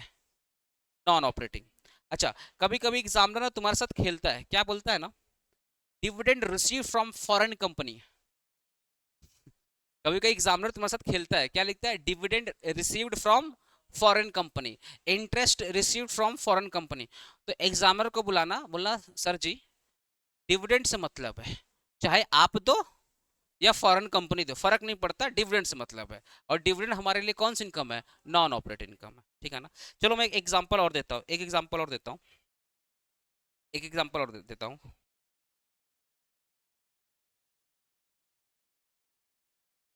Received received late fine. मान लो कोई स्टूडेंट था, ठीक है, कोई स्टूडेंट था, उसका ट्रैक रिकॉर्ड बहुत खराब था, उसका ट्रैक रिकॉर्ड बहुत खराब था। उसने सेमेस्टर 1 में एडमिशन लिया, बोला सर जी फीस दे देंगे। पूरा सेमेस्टर 1 क्लियर हो गया, लेकिन फीस दिया सेमेस्टर 2 में, 1 में फीस नहीं दिया। फिर जब सेमेस्टर 2 का एडमिशन आया, बोला सर दे देंगे। अब बोले बेटा तेरा ट्रैक रिकॉर्ड ठीक नहीं लग रहा है। बोला सर भरोसा करिए सर, हम सेमेस्टर 2 में भरोसा किए, फीस नहीं दिया। सेमेस्टर 3 में फीस दिया, किसका? सेमेस्टर 3 में फीस दिया किसका? सेमेस्टर 2 का दिया। मतलब सेमेस्टर 2 में सेम 1 का फीस दिया, और सेम 3 में किसका फीस दिया? सेम 2 का फीस दिया। आया सेमेस्टर 3 में, बोला पढ़ेंगे तो आपसे ही है। हम बोला तो हम तो पढ़ाने के लिए रेडी है, हम कब मना किया नहीं पढ़ाएगा, लेकिन ये जो तू 6-6 महीने का कांड कर रहा है, ये तो सही कांड नहीं है। तो अब तेरा जो ट्रैक रिकॉर्ड है वो सही नहीं है। अब तुम अगर मेरा लेट फीस दिया बाबू ना, तो डबल फीस लेंगे। अगर तुम सेमेस्टर 3 का फीस मेरे को चुकाएगा सेमेस्टर 4 में, तो हम सेमेस्टर 4 में जो फीस रिसीव करेंगे ना, वो डबल फीस रिसीव करेंगे। 6 महीने का एक्स्ट्रा पेनाल्टी तेरे पे लगाएंगे। तो वो जो मुझे लेट फीस का पेनाल्टी मतलब मिला, लेट फाइन, मैं जो लेट फाइन उससे चार्ज कर रहा हूँ, है ना। एक्चुअली इसको फाइन नहीं बोलूंगा, पेनाल्टी बोलते इसको, इसको पेनाल्टी बोलते हैं, इसको पेनाल्टी बोलता, फाइन नहीं बोलते। फाइन में क्या जेल हो जाता है, पेनाल्टी में जेल नहीं होता। अब क्या स्टूडेंट को मैं जेल में डालूंगा नहीं ना, तो इसको पेनाल्टी बोलेंगे। तो वो जो मैं पेनाल्टी लिया, क्यों पेनाल्टी लिया? क्योंकि स्टूडेंट पढ़ रहा है। अच्छा अच्छा, रियल लाइफ में ऐसा कुछ होता नहीं है, ठीक है। यहाँ बहुत सारे स्टूडेंट पैसा दिए भाग जाते हैं, बोलते सर दुआओं में याद रखेंगे आपको। हम बोले ठीक है, दुआ देते रहना तुम लोग, ठीक है। तो पर ये वास्तविकता से कोई लेना देना नहीं है, बस कॉन्सेप्ट दे रहा हूँ। तो कोई भी स्टूडेंट अगर मेरे को लेट फीस दिए जा रहा है, उसका पास्ट रिकॉर्ड बहुत खराब है, तो मैंने बोला कि जब तू फीस देने आएगा ना, तेरे से हम डबल फीस लेंगे। बोला क्यों? हम लोग जो 6 महीना तू लेट फीस दे रहा ना, वो 6 महीने का पेनाल्टी। स्कूल में देखना फाइन लगता था, अगर कचड़ा स्कूल रहा होगा पक्का फाइन लिया होगा, लिया ना। हर स्कूल का वही है, धंधा बना के रखा है, लोग पेनाल्टी लेते हैं, ठीक है। अब आप बताओ, ये जो मैं पेनाल्टी चार्ज कर रहा हूँ, अरे सुनो ना सुनो ना, ये जो मैं पेनाल्टी चार्ज कर रहा हूँ, ओ दीदी थोड़ा इधर भी, अगर मैं पेनाल्टी चार्ज कर रहा हूँ, क्या पेनाल्टी चार्ज करना मेरा धंधा है क्या? बोलो ना, पेनाल्टी चार्ज, मेरे को फाइन मिल रहा है, मेरे को पेनाल्टी मिल रहा है क्योंकि स्टूडेंट बहुत लेट फीस दे रहा है। तो जो पेनाल्टी मैं रिसीव कर रहा हूँ, क्या मेरा धंधा है? मैं इसके लिए फेमस हूँ सर, तो पेनाल्टी लगाने में एक्सपर्ट है? नहीं नहीं, इसके लिए फेमस नहीं हूँ, ठीक है। तो ये मेरा कौन सा इनकम होगा? Non operating. ये समझ गया तुम लोग? नॉन ऑपरेटिंग इनकम, ये मेरा नॉन ऑपरेटिंग इनकम है। इसका मतलब अब तुम लोग भड़क मत जाना। बोला सर दो ही चीज क्लियर करो ना, आपका फीस और जो बुक बेच करके आपकी इनकम आ रही है। फीस को मतलब कोर्स को सेल करके, कोर्स को सेल करके जो पैसा कमा रहे हो और बुक को सेल करके जो पैसा कमा रहे हो, यही आपका ऑपरेटिंग इनकम है। इसके अलावा जो भी आपकी इनकम है वो सब क्या है, नॉन ऑपरेटिंग इनकम है। क्लियर हुआ ना? अच्छा, लगे हाथ में तुमको नॉन ऑपरेटिंग एक्सपेंसेस बता दूं, ऑपरेटिंग और नॉन ऑपरेटिंग। अच्छा सुनो ना, मैंने प्रिंटिंग वाले को पेमेंट किया। अरे मैं बुक्स बनवाता हूँ तो मुझे प्रिंटिंग वाले को पेमेंट देना पड़ेगा ना। वो कौन सा खर्चा है? कौन सा खर्चा? क्या मेरा कोचिंग का खर्चा है वो? है ना? तो ये कौन सा खर्चा होगा? ऑपरेटिंग खर्चा होगा, बिकॉज मेरे बिजनेस में डे टू डे एक्टिविटीज में वो इन्वॉल्व है। बुक को बनवाना और बुक को सेल करना है, दोनों मेरा काम है। तो बुक को बनाने में जो खर्चा हो रहा है वो मेरा ऑपरेटिंग खर्चा, और बुक बेच करके जो पैसा आ रहा है वो मेरा ऑपरेटिंग इनकम। अच्छा, मैं सेंटर का रेंट पे कर रहा हूँ, हर महीने पे कर रहा हूँ, तो ये मेरा बिजनेस का मेन पार्ट है, रेंट पे करना। इलेक्ट्रिसिटी का बिल पे कर रहा हूँ, जितने लोग सेंटर्स में डायरेक्टली और इनडायरेक्टली जुड़े हैं सबको मैं सैलरी दे रहा हूँ। अरे जितने लोग मेरे लिए काम करते हैं मैं उनको क्या दे रहा हूँ, सैलरी दे रहा हूँ। वो कौन सा खर्चा होगा? बोलो ना, कौन सा खर्चा होगा? ऑपरेटिंग खर्चा होगा। अच्छा ठीक है, मैंने एक बाइक लिया, कौन सा खर्चा है? घर के लिए कोई सामान लिया, कौन सा खर्चा है? नॉन ऑपरेटिंग खर्चा है ना। ठीक है, अच्छा तुम लोग को मैंने पिज्जा खिलाया, नॉन ऑपरेटिंग है ना, ऐसा ही वास्तविकता नहीं है, ठीक है। तुम लोग को मैंने पार्टी दिया, कौन सा खर्चा है? Non operating. समझ गया ना एक चीज? ओके, अब नेक्स्ट करते हैं। अभी मैं ज्यादा नहीं बोलूंगा वरना दिक्कत हो जाएगा। तुम लोग पकड़ लेगा बात को। नेक्स्ट करते हैं। नेक्स्ट नेक्स्ट नेक्स्ट नेक्स्ट, लिखो ना, direct direct expenses versus direct expenses versus indirect expenses. Sujal, Abhijit, Arko, और ये क्या नाम है, क्रिश, तुम लोग शांत रहना, ठीक है? चल बता, तान्या, अकाउंट्स नहीं था तेरा? नहीं पूछे? अच्छा, चलो तुम लोग से पूछे। चलो बताओ, डायरेक्ट एक्सपेंसेस मतलब कौन सा खर्चा? जो फैक्ट्री से रिलेटेड होता है, जो फैक्ट्री से रिलेटेड होता है डायरेक्ट, बहुत बढ़िया। इनडायरेक्ट बताओ। हाँ, अच्छा कोई ऐसा तो नहीं है जो फैक्ट्री से रिलेटेड नहीं होता है? ऐसा तो नहीं ना कोई बोला? अच्छा ठीक, बोलो ना। अरे बोलना, क्या दिक्कत ज्यादा ज्यादा क्या होगा, गलत होगा? हाँ, ऑफिस से रिलेटेड खर्चा रहेगा इनडायरेक्ट, और फैक्ट्री से रिलेटेड खर्चा रहेगा डायरेक्ट। चलो सही बोल रही है, बोलना। अरे बता ना, सही बोल रही है कि जो खर्चा डायरेक्ट से रिलेटेड है, जो खर्चा डायरेक्ट मतलब फैक्ट्री से रिलेटेड है वो डायरेक्ट, और जो ऑफिस से रिलेटेड है इनडायरेक्ट है। ठीक है, कोई बात नहीं है, 11 12 में ऐसे ही पढ़ाया जाता है, हम भी रहते तो ऐसे ही पढ़ाते हैं। अच्छा सुजल बता, सही बोल रहे हैं ये लोग? अच्छा अभिजीत बोला नहीं, तो सही कर अभिजीत। हैं? ये कैसा आंसर? पहले बोला लोग गलत बोल रहा, फिर बोलता सही नहीं, फिर बोलता पता नहीं। तेरे को कैसा लगा? अच्छा सुजल बता, सही नहीं है? ये तो झूठ क्यों बोल रहा है? अरे हम पकड़ लिए तेरे झूठ बोल रहा है। अरे सच बता रहा है। नहीं पता? सच में नहीं पता? ऐसा क्यों लग रहा है तो झूठ बोल रहा है? अच्छा क्रिस बता, ये लोगों ने सही बोला क्या? अच्छा नहीं सुना, बता रहे ये बोला है। आदर्श, तुम लोग भी क्लास का पार्ट, तुम लोग से पूछ रहे हैं। ये लोग बोला है कि फैक्ट्री में जो खर्चा होता है वो होता है डायरेक्ट, और ऑफिस से रिलेटेड जो खर्चा होता है इनडायरेक्ट। ठीक है, क्या ये लोग सही बोला है? सही बोला है, सही बोला। अर्को सही बोला है।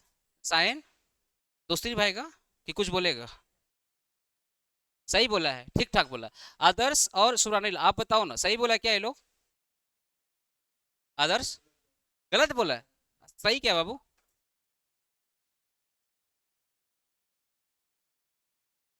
हाँ हाँ। हम्म, हाँ हाँ हाँ। मतलब जैसे ऑफिस वगैरह के लिए? ऑफिस तो होता है ना भाई, अलग बात, हमारा ऑफिस नहीं दिखता तुम लोग को, पर है। हम लोग ऑफिस कहीं और शिफ्ट कर रखे हैं, पीछे नहीं है और कहीं है। अच्छा ठीक है, सुब्रानिल तुम बताओ, सही बोल रहे हैं ये लोग? अच्छा, मैं ज़्यादा टाइम नहीं स्पेंड करूंगा छोटा सा बात को लेकर के। ठीक है तानिया, अभी बोल दो गलत बोल रहे लोग, खाली जस्ट बोल दे, हम प्रूफ कर देंगे इन लोग को। खाली बोल दे गलत बोल रहे लोग। सही था, सही था। अच्छा, एक्चुअल में ना ये लोग जो आंसर दिया है फैक्ट्री और ऑफिस वाला आंसर, ये 90% सही दिया है। 90% आंसर एकदम सही दिया है, ठीक है ना। 100% के लिए कुछ नहीं है। 100% अगर तुम जान जाता तो कोचिंग में नहीं आता।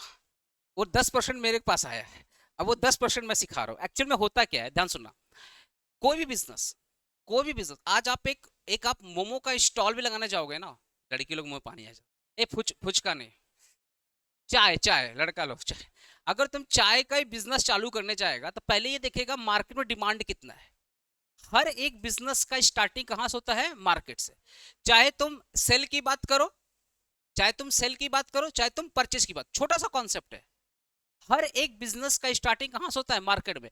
मुझे बताओ ना, क्या राइट नाउ टाइप राइटर का कोई डिमांड है क्या?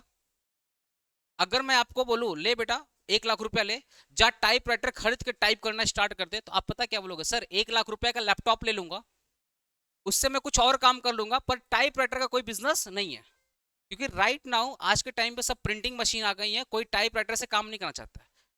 एक बार आपको ही पता, वर्ड फाइल एक बार आजकल कोर्ट में ना, ये जो लॉयर लोग भी है ना बेटा, लोग लैपटॉप लेकर घूमता है और अपना खुद का टाइप, खुद का प्रिंटिंग लेकर बैठा हुआ, और खुद ही केस वेस आता है। इनका क्या, वर्ड फाइल रेडी रहता है, बस नाम हटाता है, बाप का नाम चेंज करता है, केस ठोक देता है। क्योंकि सब तो पहले वर्ड फाइल बना हुआ है। अरे वर्ड फाइल बना हुआ, बस थोड़ा बहुत चेंज करता है। अरे मर्डर ही किया है ना, मर्डर का पूरा फॉर्मेट रेडी है, वैसे नाम चेंज करना। पहले वाई ने मर्डर किया था, अब एक्स ने मर्डर किया है, तो वाई का नाम हटाकर किसका डाल देंगे, एक्स का डाल देंगे, डेट चेंज कर देंगे, बाकी फॉर्मेट तो रेडी है। तो आज के टाइम पे कन्वीनियंस क्या है, कन्वीनियंस है, टाइप राइटिंग का कोई कन्वीनियंस नहीं है, कन्वीनियंस है लैपटॉप का कन्वीनियंस है। तो आप याद रखो, मैं बोलूंगा कि ले 2 लाख रुपया, जाकर के बिजनेस करना स्टार्ट कर, तो आप कौन सा बिजनेस स्टार्ट करोगे, जिसका मार्केट में डिमांड है वो वाला बिजनेस, या जिसका मार्केट में डिमांड नहीं है वो वाला बिजनेस? ऑब्वियसली जिसका मार्केट में पोटेंशियल कस्टमर है, पोटेंशियल डिमांड है, आप उसी का बिजनेस करोगे, अदरवाइज आप बिजनेस नहीं करोगे। तो बिजनेस का स्टार्टिंग कहां से होता है? अरे बोलो ना, बिजनेस का स्टार्टिंग कहां से होता है? मार्केट से। तुम लोग जब ईडी पढ़ेगा, ईडी पढ़ेगा, ईडी जब मैं पढ़ाऊंगा ईडी, उसमें एक वर्ड आता है फिजिबिलिटी, फिजिबिलिटी स्टडी। तो फिजिबिलिटी स्टडी का मतलब क्या होता है, जब मैं कोई बिजनेस करने जाऊंगा तो मैं उस बिजनेस का फिजिबिलिटी स्टडी करता हूँ। फिजिबिलिटी स्टडी का मतलब है कि जो बिजनेस मैं करने जा रहा हूं, क्या उसके रॉ मटेरियल, क्या उसके टेक्नोलॉजी, क्या उससे रिलेटेड लेबर, क्या उससे रिलेटेड फाइनेंसेस मुझे मिल पाएंगे या नहीं मिल पाएंगे। मैं एक ऐसा बिजनेस करना चाहता हूं, उससे रिलेटेड टेक्नोलॉजी इंडिया में अवेलेबल ही नहीं है। मैं जब बाहर से लाने की कोशिश कर रहा हूं, गवर्नमेंट ऑफ इंडिया मुझे अलाउ नहीं कर रही है। क्या मैं ऐसा बिजनेस कर पाऊंगा? बोलो ना, क्या मैं ऐसा बिजनेस कर पाऊंगा? नहीं कर पाऊंगा। मैं एक ऐसा बिजनेस करने जा रहा हूं जहां बैंक वाले लोन देने से मना कर दे रहे हैं, बैंक वाले लोन देने से मना कर दे रहे हैं, दोस्त यार पैसा नहीं दे रहे हैं, कोई भी इंसान मुझे पैसा देने से मना कर पा रहा है। क्या मैं वो बिजनेस कर पाऊंगा? नहीं कर पाऊंगा, क्योंकि मेरे पास खुद का पैसा नहीं है, मुझे दूसरों से पैसा लेकर ही बिजनेस करना था। तो अगर मुझे लोन नहीं मिल रहा है, अगर मुझे टेक्नोलॉजी नहीं मिल रही है, या जो बिजनेस मैं करने जा रहा हूं अगर उससे रिलेटेड एम्प्लॉय नहीं मिल रहे हैं, उससे रिलेटेड वर्कर नहीं मिल पा रहे, क्या मैं वैसा बिजनेस कर पाऊंगा? नहीं कर पाऊंगा।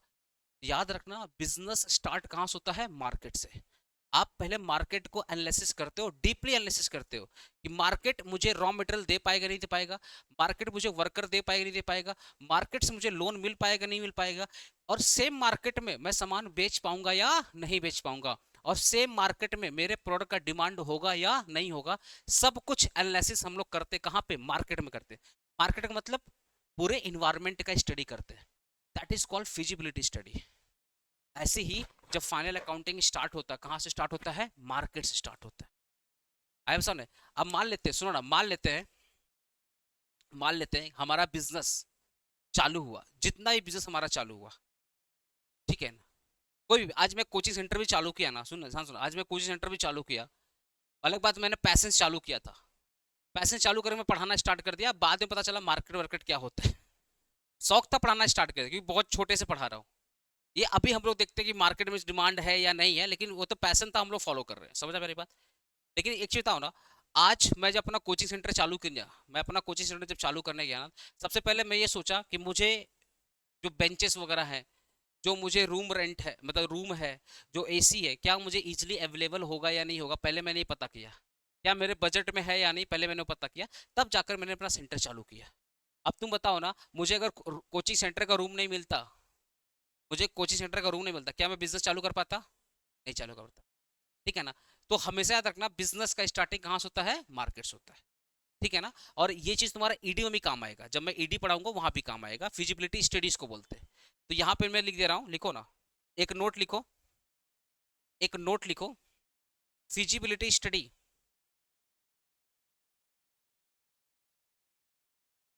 Study should be done, should be done before starting any business, before starting any business. ये इंपॉर्टेंट चीज है, लिख लो। Feasibility study should be done, ये राइटिंग सही नहीं है क्या? फिर से लिख दे रहा हूँ। तुम लोग को तो आदत हो जाना चाहिए घटिया राइटिंग का।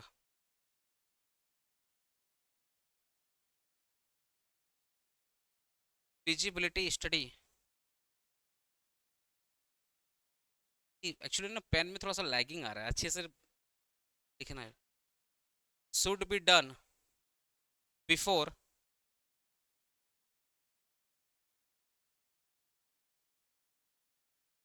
स्टार्टिंग अ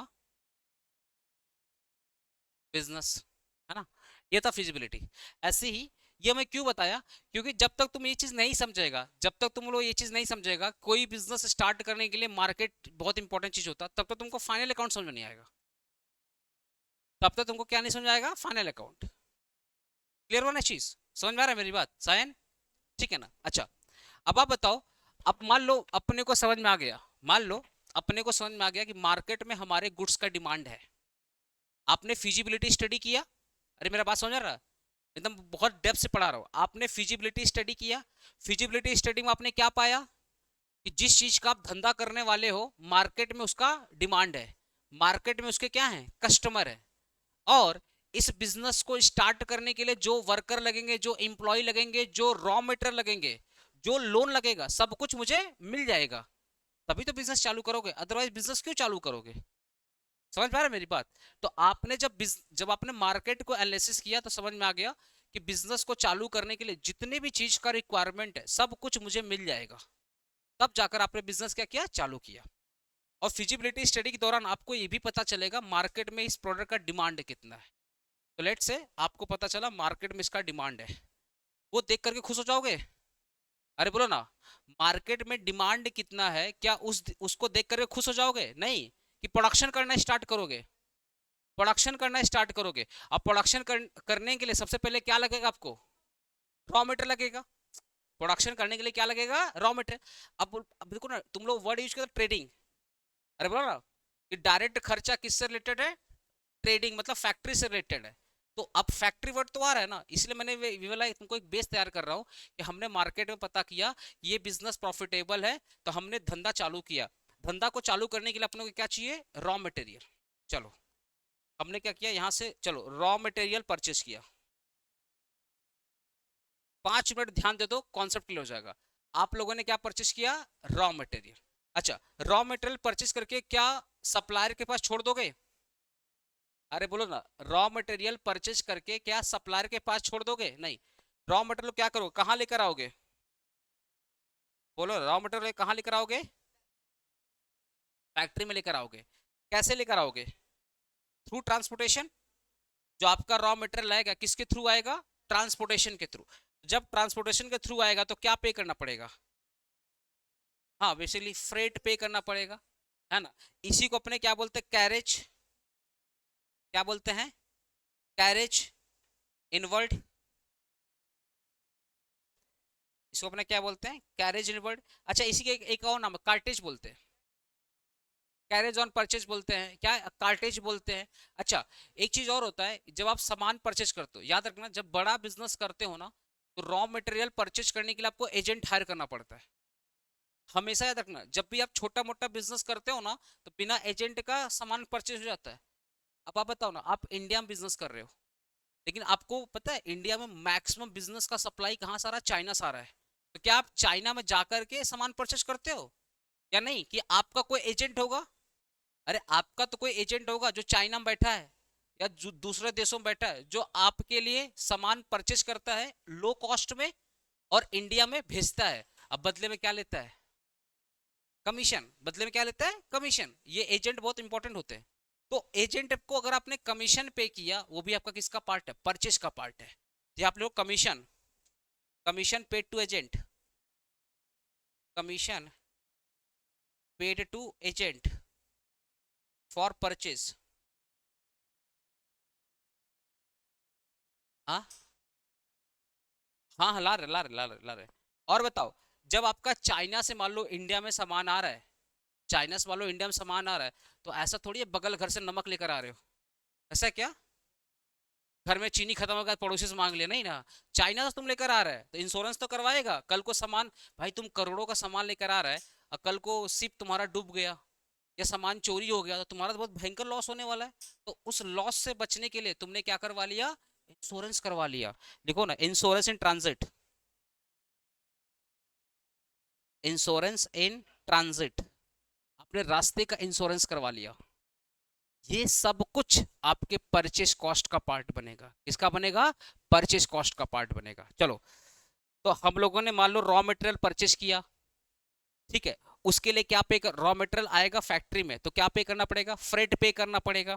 कैरेज, फ्रेट बोल देगा या कैरेज इनवर्ड बोल देगा, दोनों में से कोई एक बोलेगा। ऐसा नहीं दोनों बोल देगा, दोनों में से क्या बोलेगा? कोई एक बोलेगा, ठीक है। या बोल देगा commission paid to the agent for purchase, फिर बोल देगा इंश्योरेंस इन ट्रांजिट। अब आ गया सामान फैक्ट्री में। अच्छा, फैक्ट्री में आके क्या करोगे? सामान को देखकर खुश हो जाओगे? बोलो ना। फैक्ट्री में सामान वाह वाह क्या रॉ मटेरियल है, देख के खुश हो जाएगा क्या? या गाना गाना स्टार्ट कर देगा? नहीं नहीं, कि प्रोडक्शन करेगा, प्रोडक्शन करेगा। तो यहाँ पे जो भी रॉ मटेरियल आया, ध्यान सुनना, यहाँ पे जो भी रॉ मटेरियल आया, अब ये रॉ मटेरियल को आप ट्रांसफर करोगे। ये रॉ मटेरियल को आप ट्रांसफर करो, कहाँ पे ट्रांसफर करोगे? प्रोडक्शन डिपार्टमेंट में। इस रॉ मटेरियल को कहाँ ट्रांसफर करोगे? प्रोडक्शन डिपार्टमेंट में। अब प्रोडक्शन डिपार्टमेंट क्या करेगा? प्रोडक्शन डिपार्टमेंट क्या करेगा? रॉ मटेरियल को कन्वर्ट कर देगा। बोले ना, प्रोडक्शन डिपार्टमेंट क्या करेगा? रॉ मटेरियल को कन्वर्ट कर देगा। किसमें कन्वर्ट कर देगा? फिनिश गुड्स में। ये क्या कर दिया? Convert raw material into finish goods. Production department क्या करेगा? रॉ मटेरियल को कन्वर्ट कर देगा फिनिश गुड्स में। अब आपका ये जो फिनिश गुड्स है, सुने ना, अब आपका ये जो फिनिश गुड्स है ये कहाँ पे जाएगा? सुने ना, आपका फिनिश गुड्स देखिए ध्यान से, तीन तरीका बता रहा हूँ। ये फिनिश गुड्स कहाँ कहाँ जाएगा? पहला, मैं नंबर 1 डाल रहा हूँ। पहला, ये आपका नंबर 1 है। ये जो आपका फिनिश गुड है सबसे पहले गोडाउन या वेयर हाउस में आएगा। ये जो फिनिश गुड्स है कहाँ आएगा? गोडाउन या कहाँ पे आएगा? वेयर हाउस आएगा। फिर इस गोडाउन और वेयर हाउस से कहाँ जाएगा? गोडाउन और वेयर हाउस में आ गया। फिर ये किसके पास जाएगा? होलसेलर के पास जाएगा। किसके पास जाएगा? होलसेलर के पास जाएगा। ये सारे स्टेप समझ लो। ये हो गया सेकंड। अच्छा, होलसेलर के पास जाएगा या कभी कभी ना, कभी कोई बहुत बड़े एजेंट के पास जाता है, जो बहुत बड़े डिस्ट्रीब्यूटर होते हैं। एक्चुअली में एजेंट ही होते हैं, बहुत बड़े डिस्ट्रीब्यूटर होते हैं। तो मैं एक वर्ड यूज करो, डिस्ट्रीब्यूटर वर्ड यूज करो, क्योंकि डिस्ट्रीब्यूटर में सब आ जाएगा। तो एक वर्ड में यूज करो, डिस्ट्रीब्यूटर, डिस्ट्रीब्यूटर। और फिर डिस्ट्रीब्यूटर्स ये सामान कहाँ पे आ जाएगा? मार्केट में। अरे बोलो ना, 3 नंबर में क्या आ जाएगा? अब एक चीज देखो, तुम्हारा बिजनेस कहाँ से स्टार्ट हुआ था? स्टार्ट नहीं, स्टार्ट हुआ था चाइना से नहीं, स्टार्ट हुआ था मार्केट से। पहले तुमने मार्केट में फिजिबिलिटी स्टडी किया। मार्केट में क्या किया? फिजिबिलिटी स्टडी किया। तब जाकर के पता चला बिजनेस करना चाहिए या नहीं करना चाहिए। तो मार्केट से स्टार्ट हुआ और सामान को भी कहाँ भेज दिया? मार्केट भेज दिया। तो हर बिजनेस स्टार्ट होता है मार्केट से, इसे हमेशा याद रखना, ठीक है ना? जाना है क्या? अच्छा, अब इसमें देखो ना, खर्चा क्या हो रहा है? खर्चा क्या हो रहा है? अगर मैं प्रोडक्शन डिपार्टमेंट, ये जो प्रोडक्शन डिपार्टमेंट ये किसका पार्ट है? अरे बोलो ना, ये प्रोडक्शन डिपार्टमेंट किसका पार्ट है? फैक्ट्री का पार्ट है, ठीक है ना। अब आप बताओ, ये जो फैक्ट्री है, लाइव स्टूडेंट फोकस करना है, बाकी तुम लोग फोकस करना है, ये जो फैक्ट्री है इसमें कुछ खर्चे होते हैं कि नहीं, खर्चे होते हैं। फैक्ट्री में क्या खर्चा होता है, फैक्ट्री में क्या खर्चा होता है बताओ तो। फर्स्ट ऑफ ऑल फैक्ट्री का रेंट, फैक्ट्री छोटा होता है बड़ा होता है, काफी बड़ा होता है, तो फैक्ट्री का रेंट आता है, अच्छा ना, फैक्ट्री का रेंट आता है। उसके बाद फैक्ट्री का इलेक्ट्रिसिटी का बिल,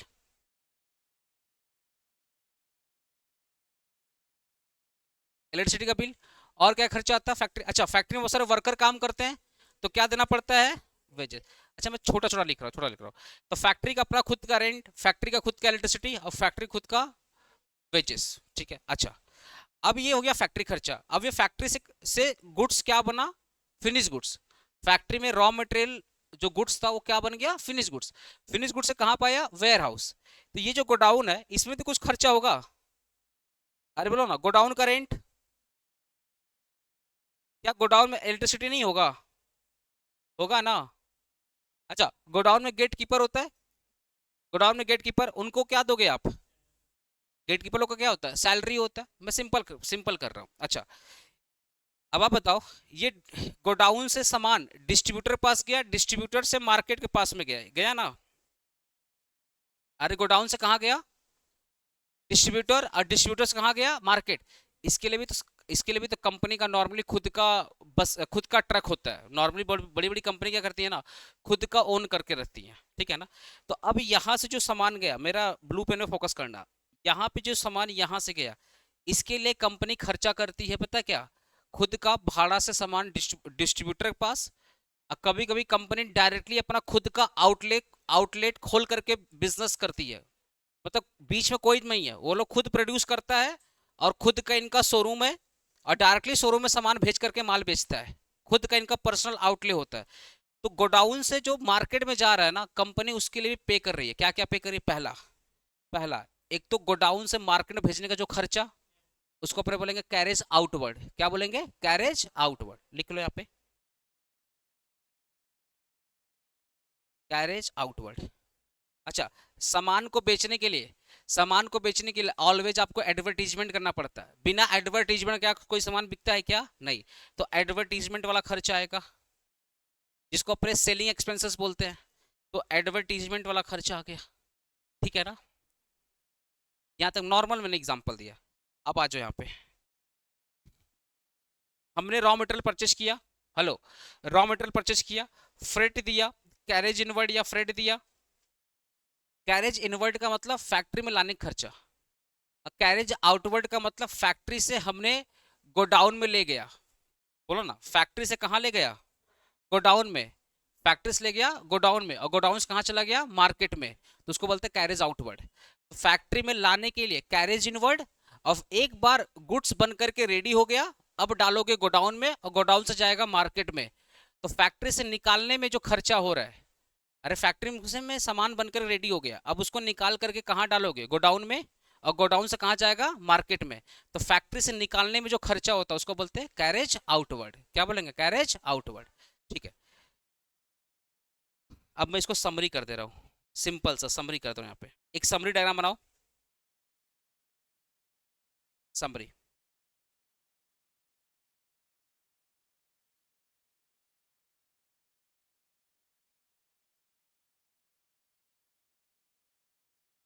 रॉ मटेरियल कहाँ आया, फैक्ट्री में, अच्छा भेज देंगे।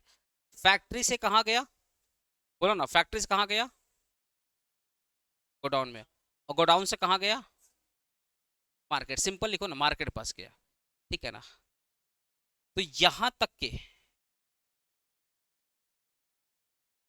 तक का जो खर्चा हुआ, डायग्राम याद रहेगा ना, रॉ मटेरियल से लेकर फैक्ट्री तक में यहां तक का जो खर्चा हो, कौन सा खर्चा हो गया, डायरेक्ट। यहां तक का जो खर्चा हो गया उसको क्या बोलेंगे, डायरेक्ट। ये हो गया डायरेक्ट एक्सपेंसेस, ठीक है ना। अब देखो, फैक्ट्री से फैक्ट्री से सामान निकल रहा है, एरो देख रहे हो, एरो देख रहे ना, फैक्ट्री से सामान निकला और कहां चला गया, मार्केट में। ये कौन से खर्चे हो गए, इनडायरेक्ट। ये सारे सारे खर्चे इनडायरेक्ट खर्चे हो गए, ठीक है ना, ये सारे सारे खर्चे इनडायरेक्ट हो गए। अब चलो कुछ खर्चों का नाम बताओ, कुछ खर्चों का नाम बताओ। पहला, rent paid to factory, rent pay किया फैक्ट्री का, कौन सा खर्चा? हाँ, डायरेक्ट, फैक्ट्री कर रहे हैं ना, डायरेक्ट। अच्छा, रेंट पे किया है वेयर हाउस का, वेयर हाउस का पे किया है, अरे बोलो ना, वेयर हाउस का पे किया, कौन सा खर्चा हो गया? इनडायरेक्ट। अच्छा, रेंट पे किया ऑफिस का, कौन सा खर्चा हो गया? इनडायरेक्ट। आपको पता है ये जो फैक्ट्री है, ये जो गोडाउन है, इन सबको मैनेज करने के लिए क्या होता है? ऑफिसेस होते हैं, है ना। ऑफिस पता है, ऑफिस एक बेसिकली बैकबोन होता है, क्योंकि सारा का सारा डिसीजन कहाँ पे लोगे? रोड पे बैठ के लोगे क्या? कहाँ लोगे? सारा सारा डिसीजन कहाँ लोगे? बैठ करके ऑफिस में लोगे। तो इन सबको मैनेज करने के लिए क्या होता है? ऑफिस होता है। तो ऑफिस वाला भी खर्चा ये ऑलवेज क्या होता है? इनडायरेक्ट होता है। कहाँ होता है? इनडायरेक्ट। अब सुनो ना, आपने गोडाउन का रेंट पे किया या आपने ऑफिस का रेंट पे किया, कौन सा खर्चा? इनडायरेक्ट। और इनडायरेक्ट वाला खर्चा ऑलवेज कहाँ पे शो करोगे? पीएल अकाउंट में। कहाँ पे शो करोगे? पीएल अकाउंट में। अच्छा, फैक्ट्री में जो खर्चा हुआ उसको अपने क्या बोलेंगे? डायरेक्ट। और ये वाला खर्चा कहाँ पे करोगे? ट्रेडिंग अकाउंट में। कहाँ पे करोगे? ट्रेडिंग। चलो एग्जांपल दो फटाफट। वर्कर, वर्कर वर्कर को आपने वेजेस दिया, कहाँ पे आएगा? ट्रेडिंग। ठीक है ना, वर्कर को आपने क्या दिया? वेजेस, कहाँ पे आएगा? ट्रेडिंग। अच्छा, एम्प्लॉय को आपने दिया सैलरी, ये कहाँ पे आएगा? पीएल। ठीक है, बहुत बढ़िया। चलो, salary to work, salary to factory manager, बोलो ना, सैलरी टू फैक्ट्री मैनेजर। हंस क्यों रहा है तुम लोग? अभी तुम लोग बोला, सुनो ना, अभी तुम लोग बोला कि वर्कर को पेमेंट किया मतलब वेजेस। अरे बोलो ना, वर्कर को पेमेंट किया, ये वर्कर है ना, इसको नॉर्मली अपने क्या देते हैं? वेजेस। और वेजेस मतलब वर्कर कहाँ पे काम करता? फैक्ट्री। और फैक्ट्री का सारा खर्चा कहाँ पे देते हैं? ट्रेडिंग में देते हैं। ठीक है, चलो। और सैलरी, सैलरी ज्यादातर किसको देते हैं अपने लोग? एम्प्लॉय को देते हैं। और ज्यादातर एम्प्लॉय लोग कहाँ बैठ के काम करता है? ऑफिस में। ऑफिस बैठ के काम करता है, इसको अपने क्या बोलेंगे? पीएल। मेरा कहने मतलब है salary paid to factory manager.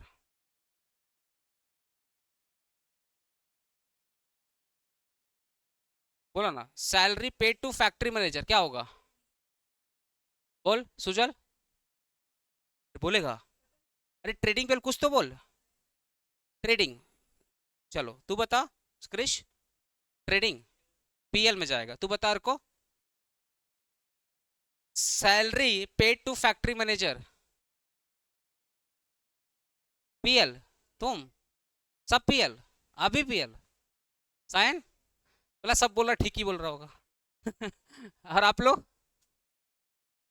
अच्छा, एक हमेशा स्टेटमेंट याद रखना ना, कि आप सर्विस जो पार्ट होता है, सर्विस का जो पार्ट होता है, फॉर एग्जांपल सर्विस आप कहाँ पे देते हो ये मैटर करता है। सर्विस आप कहाँ से देते हो ये मैटर नहीं करता, कहाँ पे देते हो ये मैटर करता है।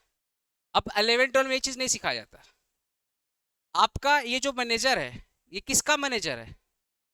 किसका मैनेजर? फैक्ट्री का है, बस ना, किसका मैनेजर है? फैक्ट्री का।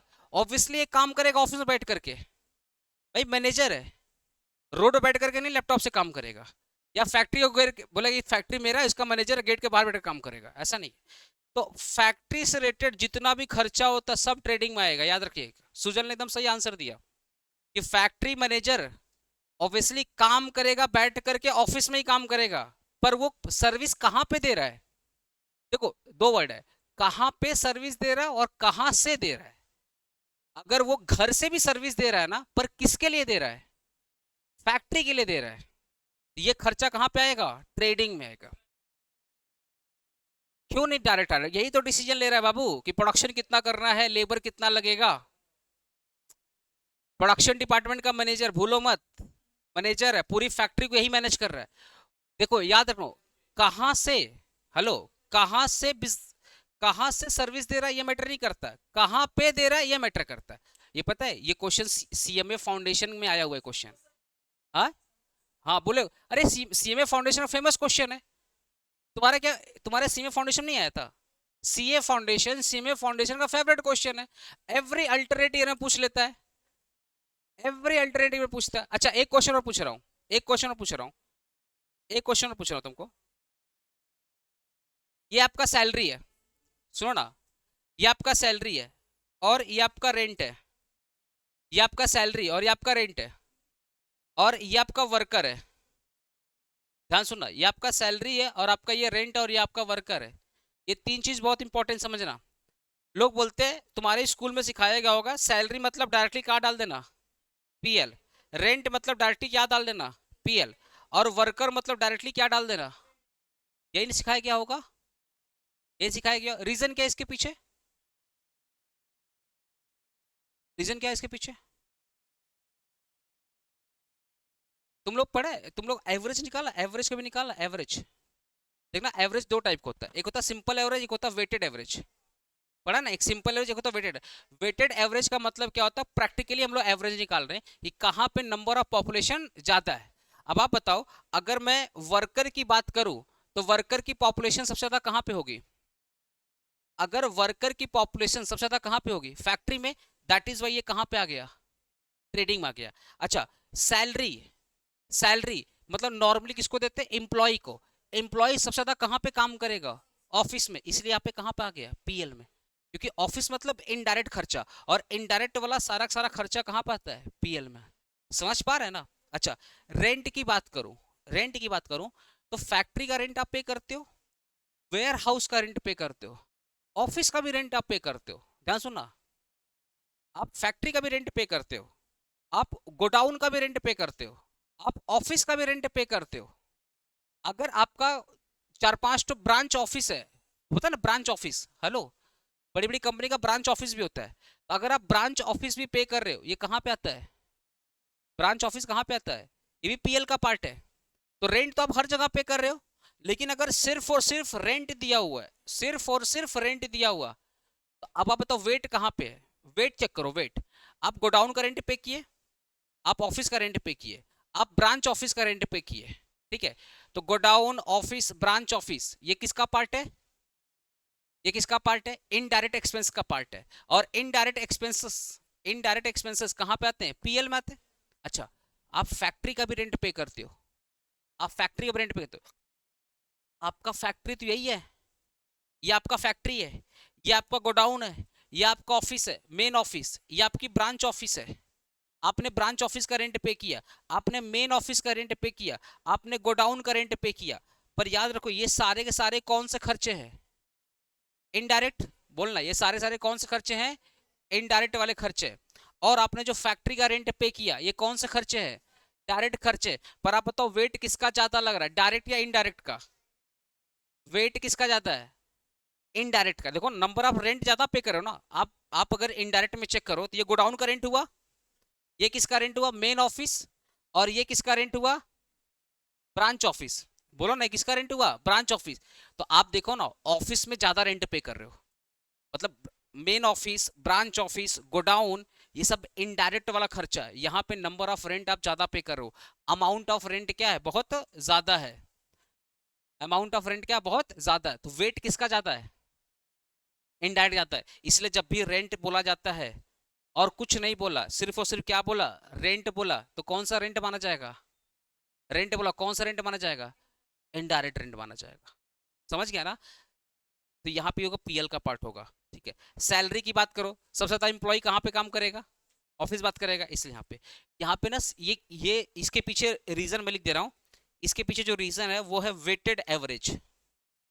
इसके पीछे जो रीजन है क्या है? Weighted average. जिसका वेट ज्यादा है हम लोग उसी को कंसिडर करेंगे, क्योंकि रेंट तो फैक्ट्री का भी होता है, रेंट गोडाउन का भी होता है, रेंट ऑफिस का भी होता है, लेकिन वेट किसका ज्यादा है? ऑफिस और गोडाउन का, क्योंकि यहाँ पे ज्यादा रेंट पे कर रहे हो। समझ रहे हो ना? तो जिसका वेट ज्यादा है वही, उसी का नाम पहले आएगा, ठीक है? अब एक वर्ड और सीख लो तुम लोग। एक होता है, तुम लोग पढ़ा होगा बुक्स ऑफ अकाउंट में, बस ये लास्ट वर्ड है।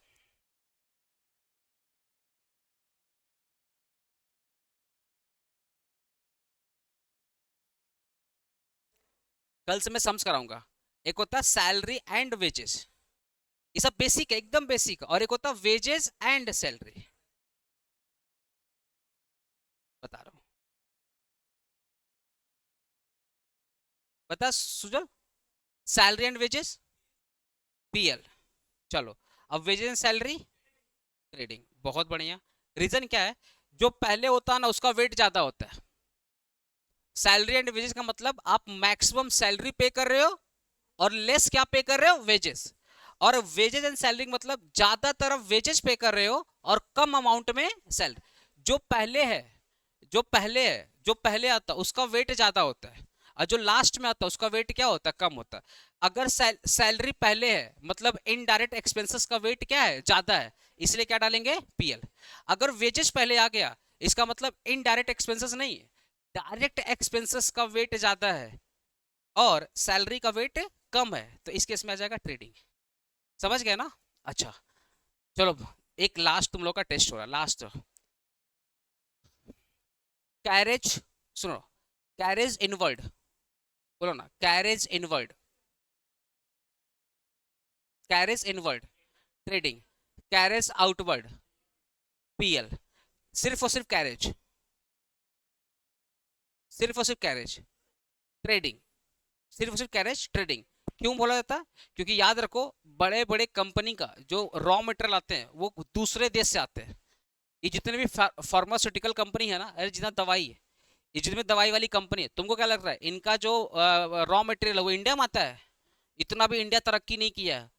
अलग बात है, हमको हमको अपने देश पे प्राउड है, लेकिन देश की सच्चाई जान जाएगा तो प्राउड करना कम हो जाएगा। है बात सामने? तो मैक्सिमम चीजें कहाँ से आती हैं? देश के बाहर से आती हैं।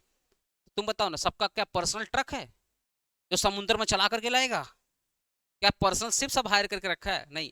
इसलिए पता है, मैक्सिमम जो रॉ मटेरियल आता है कंपनी खुद के व्हीकल से नहीं लाती है, वो पब्लिक ट्रांसपोर्ट से लाती है।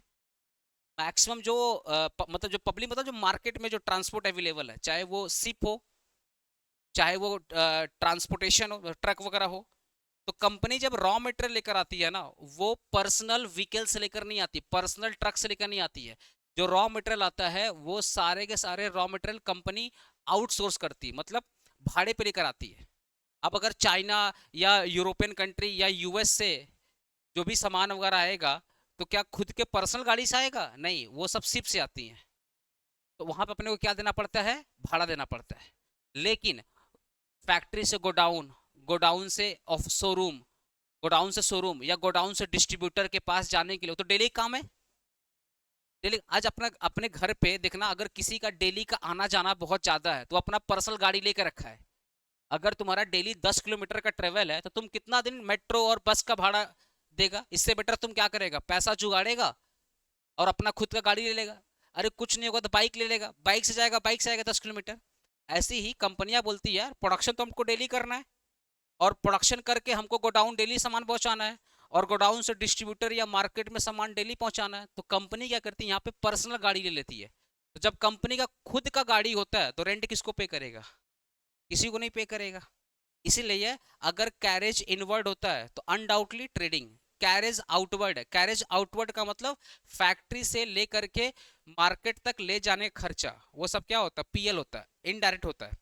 लेकिन कभी कभी बोलता है सिर्फ और सिर्फ कैरेज। कौन सा कैरेज मानेंगे? कौन सा कैरेज मानेंगे? हमेशा याद रखना, कैरेज आउटवर्ड होना या ना होना डिपेंड करता कंपनी के ऊपर, पर कैरेज इनवर्ड होगा ही होगा। क्योंकि वो नॉर्मली कंपनी जब कैरेज इनवर्ड मतलब रॉ मटेरियल लेकर आ रही है ना, वो ज्यादातर केस में वो लोग पब्लिकली हायर करता है, मतलब बाहर से सामान हायर करके लाता है। तो अगर सिर्फ और सिर्फ कैरेज दिया रहेगा तो कौन सा कैरेज? Carriage inward. कैरेज मतलब कैरेज इनवर्ड, और किसका पार्ट होगा? ट्रेडिंग का पार्ट होगा। कल आते अपने सम चालू करते हैं, ठीक है?